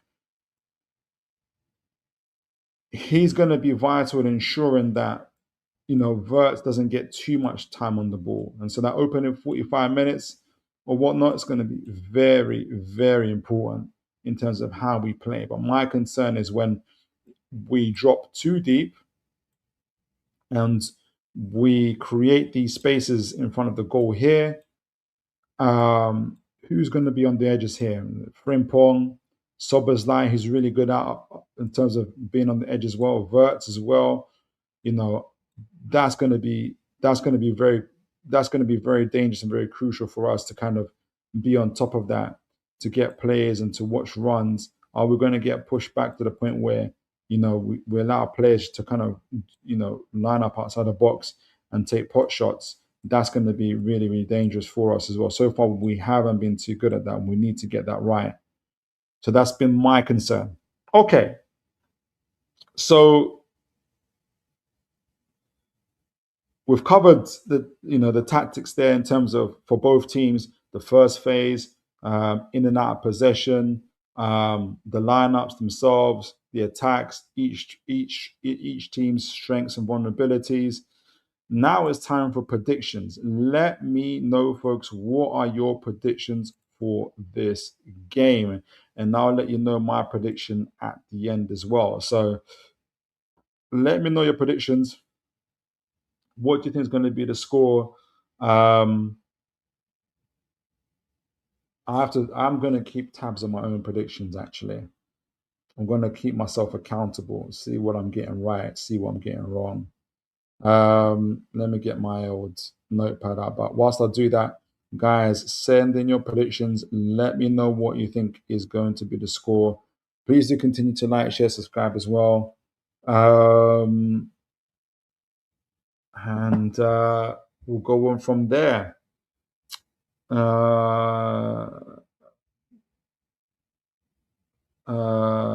No problem, James. Thank you. Evening, Ash. I don't know if it's your first time to the channel, but welcome and God bless you. I think you're a City fan as well.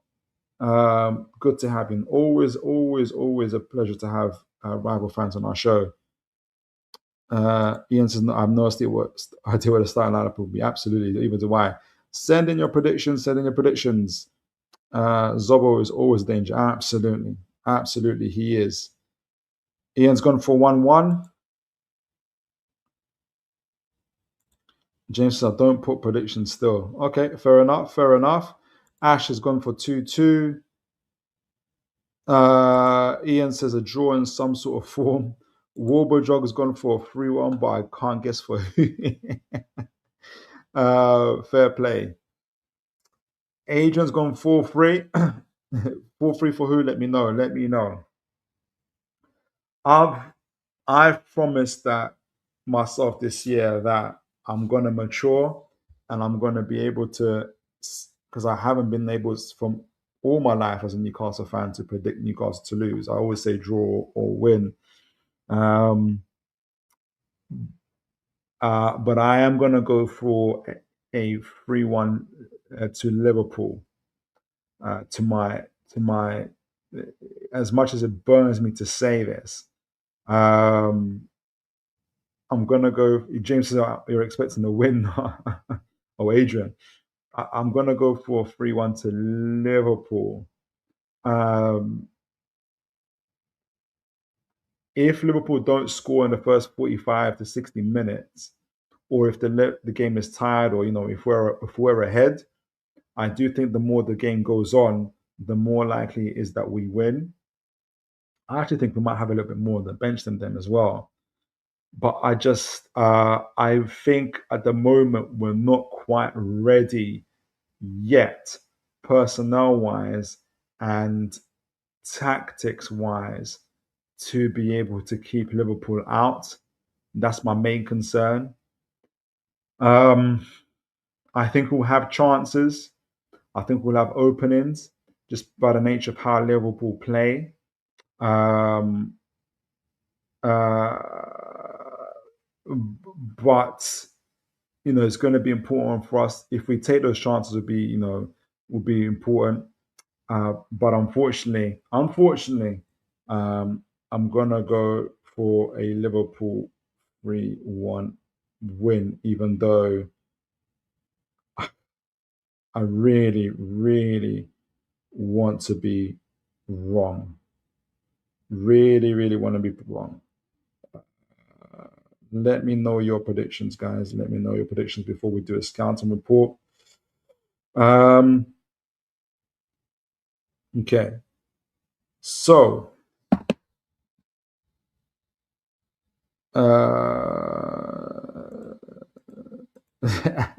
Wobo Jog's gone blasphemy. I feel like I've committed blasphemy, honestly. I really do. Good Johnson, man, that's a blast from the past. God bless him if you're first into the channel, but that name is a blast from the past. I've used 18th and back to playing Burton. Jeez Louise. Sold everyone, bought no one. What do you expect me to do? No, I got no expectations of you, my friend. But the transfer window isn't over just yet. So I haven't made my final season predictions. But welcome to the show, man. And Good Johnson, that name is ring. Man, my mind is just flashing from the past now, man. Ian says the Wolf Flags would be a spectacle. Absolutely. I'm really looking forward to that. Ash says depends on the state of our midfield, in my opinion. I agree. I absolutely agree. Dave says you should do a live at half time for 10 minutes and we will do predictions again.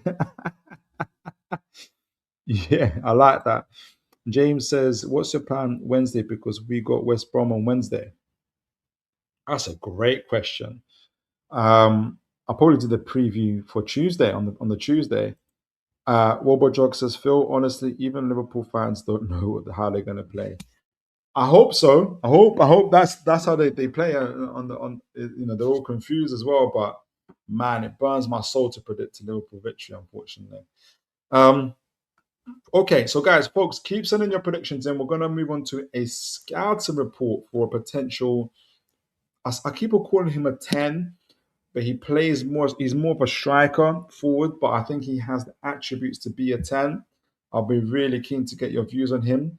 But whilst we talk about this gentleman, please, please, please do feel free to send in your predictions and let me know what you guys are thinking. Oh, there's been a here we go. Finally, that we got a here we go for Savio from Fabrizio. Wow, that is big. That is huge. And here we go for Savio. Um,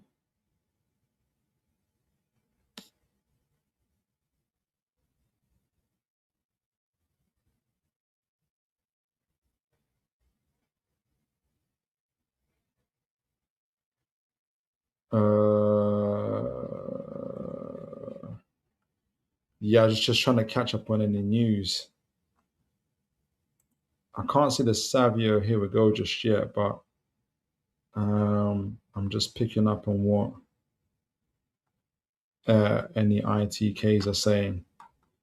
I had one ITK saying, the decision remains with what do you call it, with obviously Nico Gonzalez. Another one said that Nico's already made a decision and he's not looking like he's going to go.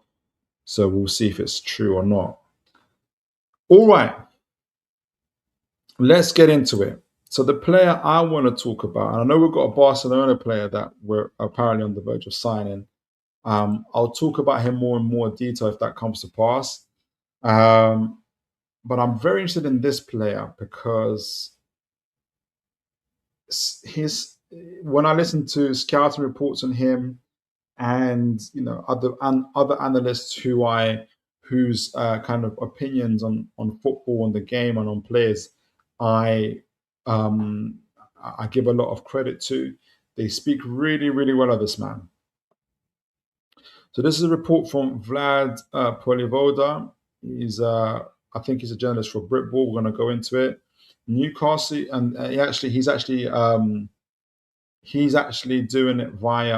I can't pronounce this. I'm Brazilian outlet. I'm gonna when we get onto the article, you will see. Newcastle United under Matthias Jaissle are prepared to launch a 55 million euro bid for Villarreal forward Giorgio Mikautadze. He's Georgian. The Magpies are looking to bolster their front line following the departures of Anthony Gordon to Barcelona and Bruno Guimaraes to Arsenal, though Villarreal are holding out for a higher fee. Of course they are. Now, this actually came from do you guys remember that Brazilian outlet, FCJ? I can never pronounce it, FCJAHS, something like that, for Shishas or something like that. They are saying that Newcastle are making this bid. And actually, even BBC had kind of sort of also talked about it within their rumors as well. So it's coming up on our radars, right? So who is Georges Mikautadze? So he is a 25-year-old, soon to be 26 in October, who was born in France, senior international. I swear he's Georgian though. Okay, or he's French. Maybe he's a French Georgian. Um, Oh, Georgia. Yeah, so he's got twin citizenships with Georgia and France. He stands at 5'9". His main position is centre forward as a 9. The other positions he can play is second striker, number 10, and left winger. So he's very versatile. Covers about 3-4 positions, which I think why Newcastle are looking at him. His current club is Villarreal, and you can see the history of clubs that he's played there. Let me just take this one off 1 minute. Where he started his senior career at FC Metz in 2019 to 2023, where he was in Ligue 1 and their second division as well. Before, I think he was uh, uh, on loan to Serang.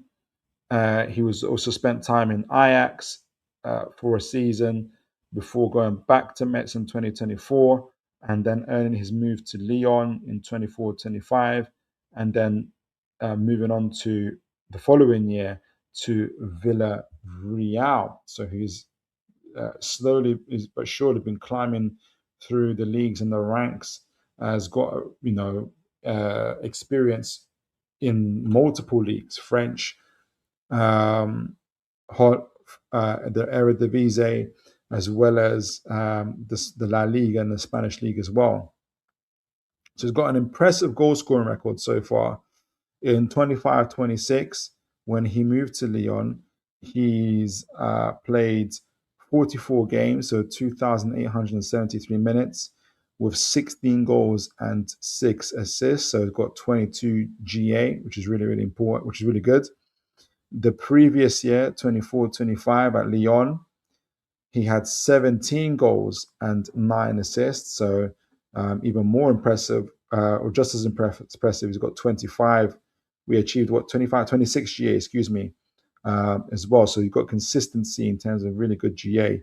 The previous year from Metz, he had 13 goals, 4 assists, and the year before that, he had 23 goals and 8 assists. So lots of goals. He shows pretty consistency, a pretty good consistency in creating goals for others as well.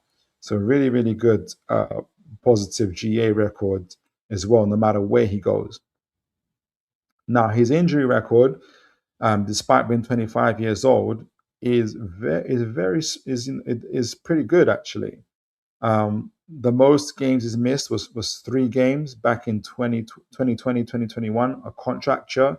I have no idea what a contracture is. If anybody here knows what it is, do let me know in the chat. Where he missed 14 days and 3 games, but otherwise, through the years, missed a game here, game there. Maximum further on was 2 games in 25-26 and each knee injury, but otherwise, a really, really good injury record. He's shown himself to be very, very robust. So let's get into his scouting profile.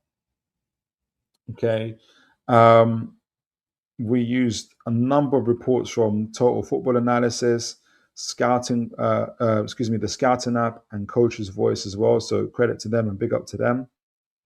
And we'll start off from his days at Lyon. So let me get the water. My voice is getting all croaky.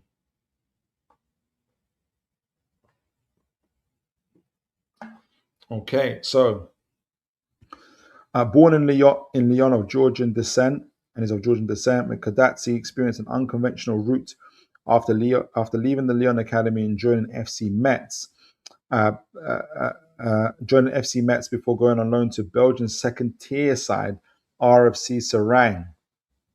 So he's been around the block. He made an instant impact by scoring 4 goals on his debut, showing early press resistance and an ability to roll the tight markers despite being 1.76 meters in frame. He averaged over 1 goal per 90 minutes and 5 shots per 90, so he was just too good for that league, proving himself an extremely mobile, self-sufficient forward. Phase 2, Metz promotion and the Euro 2024 global stage. The scouts. Comes from the Scouting app and Coach's Voice analysis. So analysis. Returning to Metz, he powered them to Ligue 1. So he helped another club get promotion before, or just the one club promotion before earning a transfer to Ajax. After returning to Metz on loan in early 2024, his profile exploded internationally at UEFA Euro 2024, operating alongside Kvisha Kvaratskhelia, so KK for Georgia. Mikautadze finished as co-top scorer in the group with 3 goals. He demonstrated exceptional composure in 1v1 situations, bended runs behind defensive lines, and precise penalty taking under pressure, which is really good, especially performing at the highest level. Phase 3, tactical refinement and La Liga integration. Following a return to Lyon and subsequent move to Marcelino Villarreal, Mikautadze has established himself as a versatile, complete forward, combining link-up capability with stop-start, dribbling out wide. His ability to manipulate defenders inside the box without needing a wide backswing makes him a lethal dual foot goal threat across European top flights. And we're going to see his metrics a little bit later, but his touches in the opposition box, his offensive duels are very, very, very good. Again, all this despite his frame. So some of his strengths are obviously his backswing finishing. So he's he's right-footed but highly proficient on his left. He generates immense shot power inside the box with minimal backswing backswing preparation, catching goalkeepers completely off guard. Um, Blindside movement and curved runs. He bends his runs expertly between opposing centre backs. He uses subtle drops of the shoulder and tempo changes to create separation without relying purely on top end speed. And this is part of the reason why I think he can play in the 10. It's that ability to be able to manipulate the ball, blindside movement, curve runs. He's press resistant. He's press resistant and contact rolling. Possesses a strong lower body that allows him to absorb physical contact with his back to goal, which is very important for a 10. Rolling tight defenders when pressed or driving forward if given space to turn. Apologies there. Stop, start dribbling and flank drifting. So he likes to come off the left.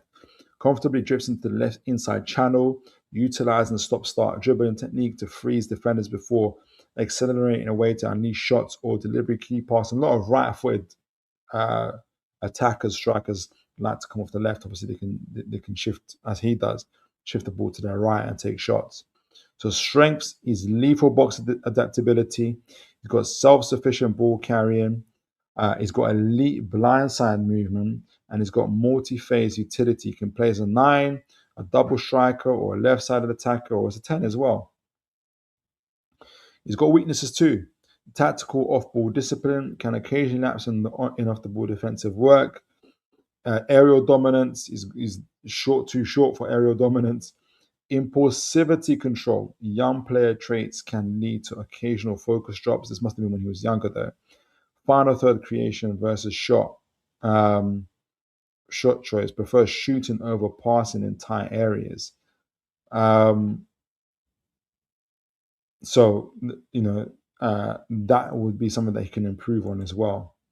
So, verdict. Mikautadze is a dynamic, highly adaptable centre forward who marries elite box movement with dual foot finishing precision. His ability to operate as a self-sufficient single striker, which is a really good quality to have, turn under tight pressure, and generate shots with almost no backswing makes him a constant threat against both low blocks and high defensive lines. While he can continue refining his off-ball defensive intensity, his technical composure and clinical instincts ensure he remains a premier forward asset across top European sides. And there's his, what I like about this is that he's self-sufficient. He can create goals himself, which is very, very important for strikers. Isak had that same quality. Heat map, you can see he spends a lot of time in the opposition penalty box, as well as in the half spaces, particularly on the left half space as well, where you want your attackers to be. This is his metrics on the data MB through the various teams that he's played for, starting with Metz when he was 22. The first 2 years was of Met, so that's the light blue and orange, or the teal color blue and orange.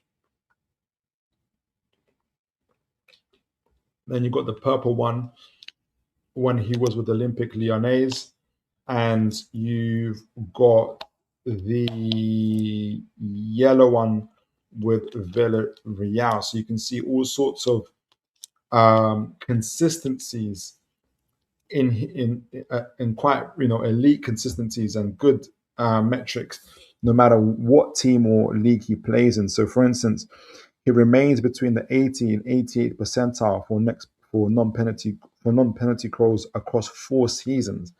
So he's able to create goals, and it goes back to the being self-sufficient, able to score goals himself. He's currently in the 25-26 season.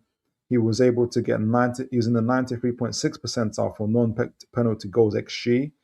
So his scoring goals according to the shots the chances that have been created for him. So it's very, very high. He's consistent and reliable goal threat. He's also a creator, again, which again makes me think of the number 10 and the forward area he plays in, as well as coming from the left. So if we were to sell Murphy, for instance, I see a possibility where maybe Torre moves over to the right, Mikautadze can play on the left, maybe Voltemade gets loaned out. You can play as a striker or as a number 10. So there's different places you can play, but you can see he's the 99th percentile for for assists in the 25-26 season, creates chances and finishes them. He's not just a conventional striker. He's also got really good box movement. He's in the 83rd percentile for touches in the box, which is really, really, really good. That's, heading into the elite levels as well, which I think is really, really good. And he's actually maintained that fairly well.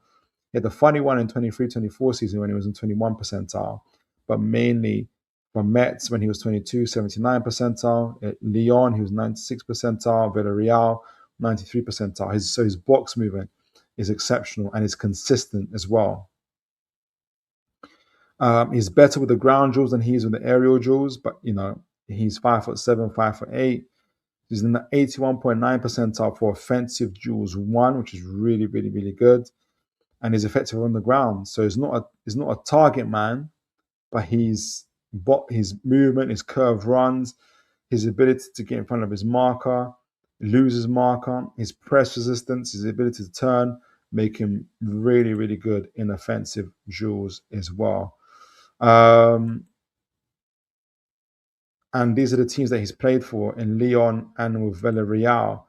Now, Lyon, who he played with in 24-25 season, were more of a creative and possession involved, and they were a high pressing team. So it's important to know the kind of systems he played for. Villarreal is in the 96.2 percentile for counters, so they're more of a counter team. So you can imagine Lyon is more like a Chelsea. Villarreal is more like a Man United. Elite transition threat, much lower possession and pressing involvement. So his player profile is a mobile goal scorer, strong finishing and box movement, creative threat, excellent in transition.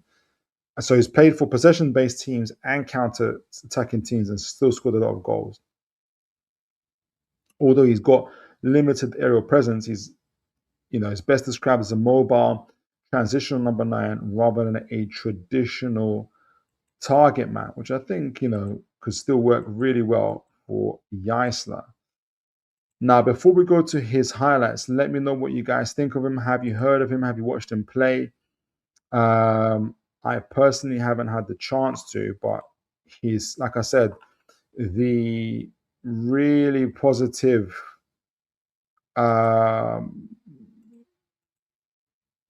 feedback from analysts that I like, who I give a lot of credit to, as well as scouting reports, really, really rank him highly. But let me know if you guys rank him highly. That's what's important as well. So I'll be keen to get you guys' views on Mr.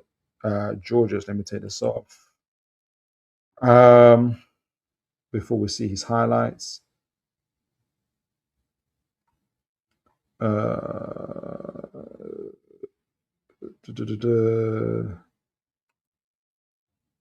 He doesn't sound trustworthy. Who's that? Are you guys talking to me? Ian McKenna says, a French Georgian Geordie, the stars are aligned. I like that. I never thought of it that way, actually. So why was there a place in the season? Why is there only played one? So why was he there? Why was there only played once last season? Why was he at Lyon for one season, are you saying? I'm assuming that Villarreal came with a good bit. He scored a lot of goals, made a lot of assists, so he attracted. I think Lyon need money as well. Lyon gonna need a lot of money, so That money probably bailed them out. Um, uh,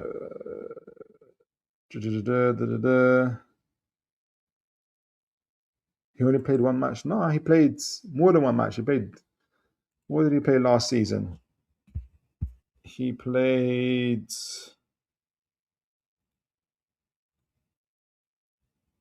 He made 32 appearances, 23 starts last season. And he got 2,873 minutes. And he got 16 goals and 6 assists, which is pretty impressive. Let's look at his highlights. Let's get on the old Dennis Wise. I like him. I like him a lot. I don't know if I like him more or Bilal or Kanusi. Probably, I don't know. But I'll be happy with either or both. So Brazil Scout has likened him to Nkunku, who's more of a 10. Alvarez is obviously a non-traditional 9, like he is.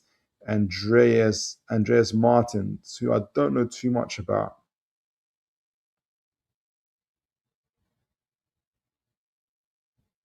But let's have a butcher's about him.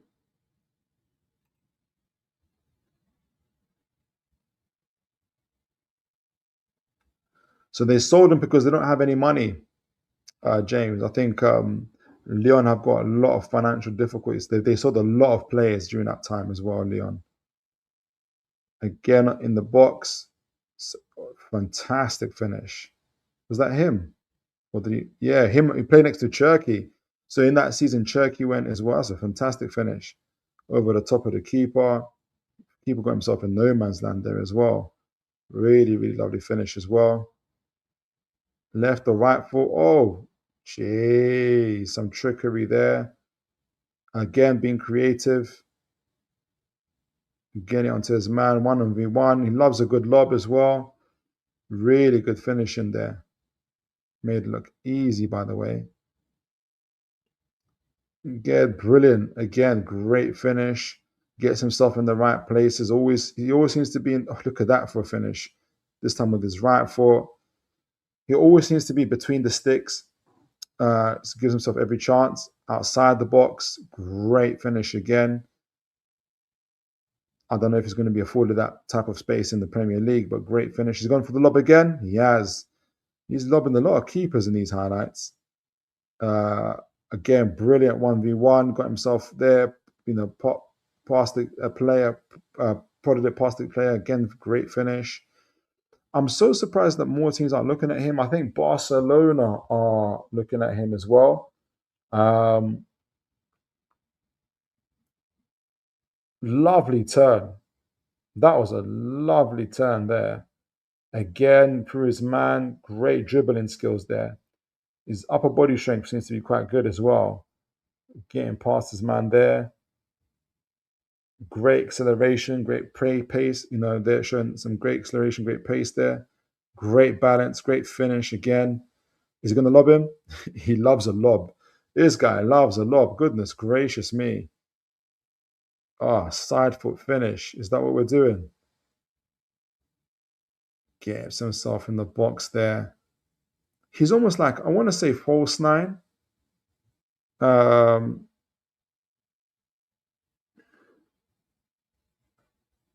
Fantastic finish in there. Left foot, this time with the left foot. Great finish in there. Again, Eredivisie, Belgium, France, Spain. He's been scoring goals wherever he's gone to. Really good. Again with the lob. We could deal with that one. We could do with this against Liverpool. I'm really impressed by him. Lots of 1v1 situations. Again, doesn't show hesitation. I know that these are comps, but we've looked at his stats.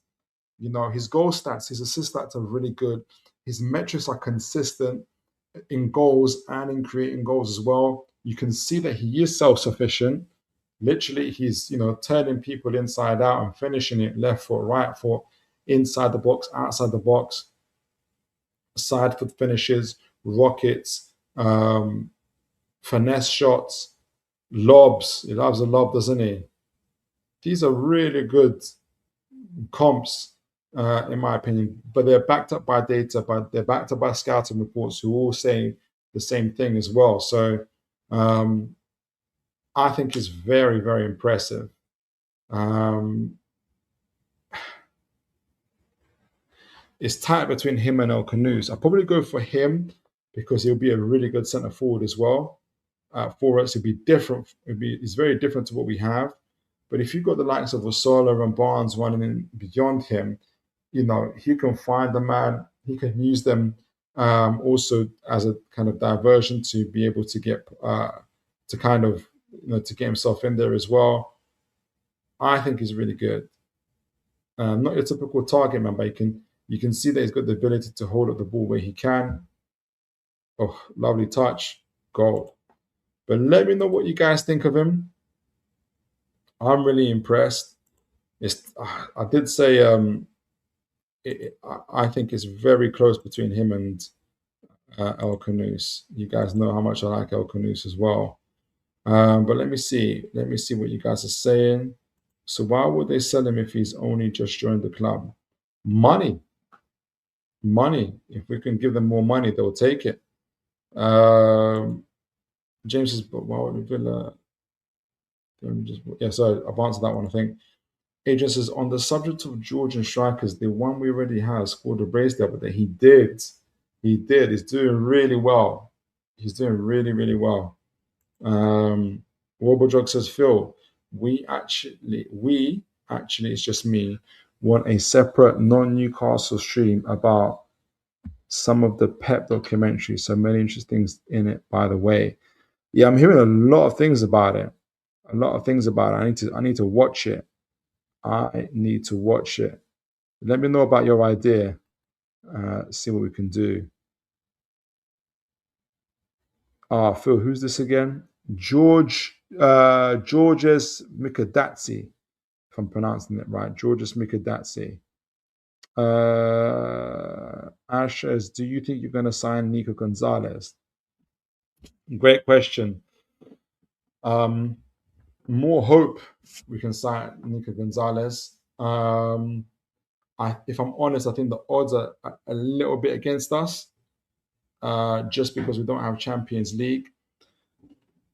I'm looking at it from the player's eyes, and a lot of reports are saying that he would prefer to stay at City, which you can't blame him for doing. If City can't get the midfielders that they want, he prefer to stay, even though City have, they're rumored to have, they're speaking about fees of us, and there's rumors that they've agreed transfer fees with us.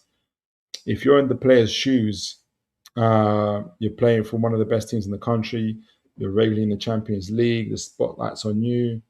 He might even see the fact that they've got, that they sold Rodri, they sold Bernardo. He might see it as an opportunity for him to begin to claim his space. And it's good they've got a new manager, so he might see it as an opportunity for him to claim his space in the City lineup. So I wouldn't blame him if he wanted to stay.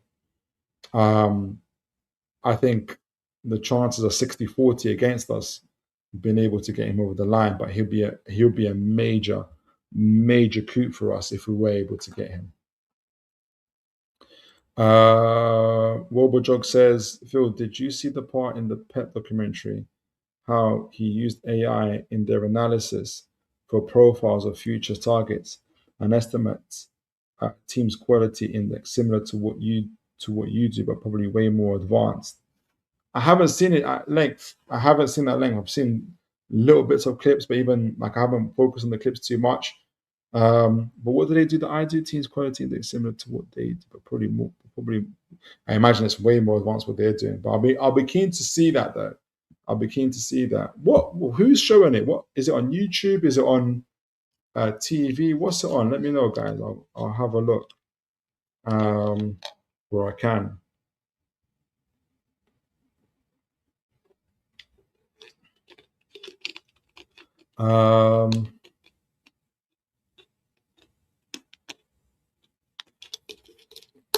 Yeah, and I think Jose Mourinho's documentary out is as well.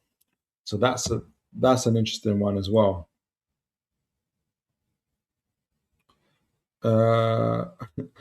James says, I wouldn't mind another Georgian. Have we? Oh, the other one, Kitspire. Uh, uh, Ash says the club doesn't rate him; they want him out. Is that true, or do you think the fact that you've had Rodri, you've had some exceptional midfielders, that it was just difficult for him to get in? I know that I saw one quote from Pep, but again, I hate plucking out quotes without getting the full context of things. But there's a small quote where he says he wants Nico to believe in himself more. I don't know. I'm surprised they do want to get rid of him, unless they must be really confident they're going to get other players in as well. But what do you think of him, Ash? How do you rate him? What do you see about him? What do you say about him? James says, interesting to see they just sell him to us, but it's still up to the club decision if they want to sell him to ensure that they get the players that they want. I think from the reports I'm getting, from what I'm reading, I think City are open, very open to selling him, um, and it's left to him. Um, I think it's left down to him. Uh, most early reports are saying that he wants to stay. He wants to stay. Uh, Ash's covers ahead of him in the picking order, a bit surprised. That is a surprise. That is a surprise. I wonder if the season were to kick on, continue, would that still be the case? Ashes, you definitely need to watch that documentary. No, I will. I will. I hear good things about it. What is it on though? What channel is it on, guys? Let me know. Amazon Prime. Oh, is it on Amazon? Yeah, I got no excuses. Is the Marino one on it as well? I've got no excuses. Thanks for that, Warbo, and for Ash for letting me know. Wobblejog says they basically used an AI to target Cherky and his future development in terms of profile as a KDB replacement. Also, their AI should show them that Arsenal has a higher quality index at the start of the season. Boy, he was right. It proved right. It proved right. It proved right. Warburg says, I honestly don't get how City are willing to sell Nico, who, in my opinion, is the best six of the club, even after getting Boadidi.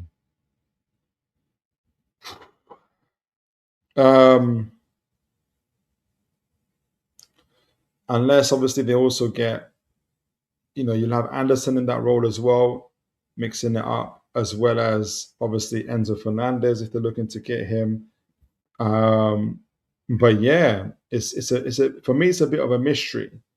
I'm not saying Nico Gonzalez is, Rodri or anything like that.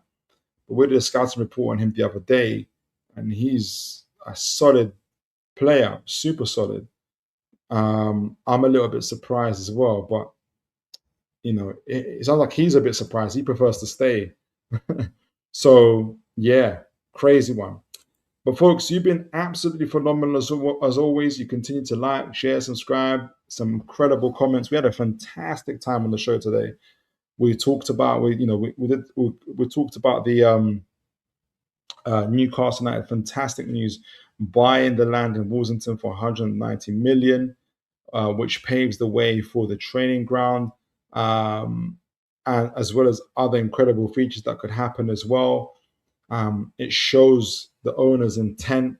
It's no longer intent. It's just money down. They're here to stay. They're looking to build, which is amazing. We moved on to doing a really comprehensive match preview for the Liverpool game. Looked at Liverpool. Big up to John McKenzie from the Athletic. Covered his kind of detailed analysis of Ariola with Bournemouth / Liverpool, and we integrated that to us looking at how that could pan out against Newcastle for Liverpool versus Newcastle. At the end of it, we looked at them both teams in possession, out of possession, in attack, in the initial phases as well. Looked at each other's weaknesses and goals. Unfortunately, I had to give a prediction, my first ever prediction for Newcastle of a loss, 3-1, but I could not be more willing to be wrong about this than I ever have been. Thank you guys for sending your predictions, your lineups as well. Then we moved on to doing a scouting report for Giorgio Mikautadze, a forward for Villarreal, who, through his stats, through his scouting reports, and through his incredible video compilations, is a really technical, although short, but strong, robust, really clinical finisher number 9, who I think Newcastle could do really well with getting. If the story is true that Newcastle plan to bid for him as well. But you guys been, as always, I think you guys are even sending in messages now. Enzo isn't a 6.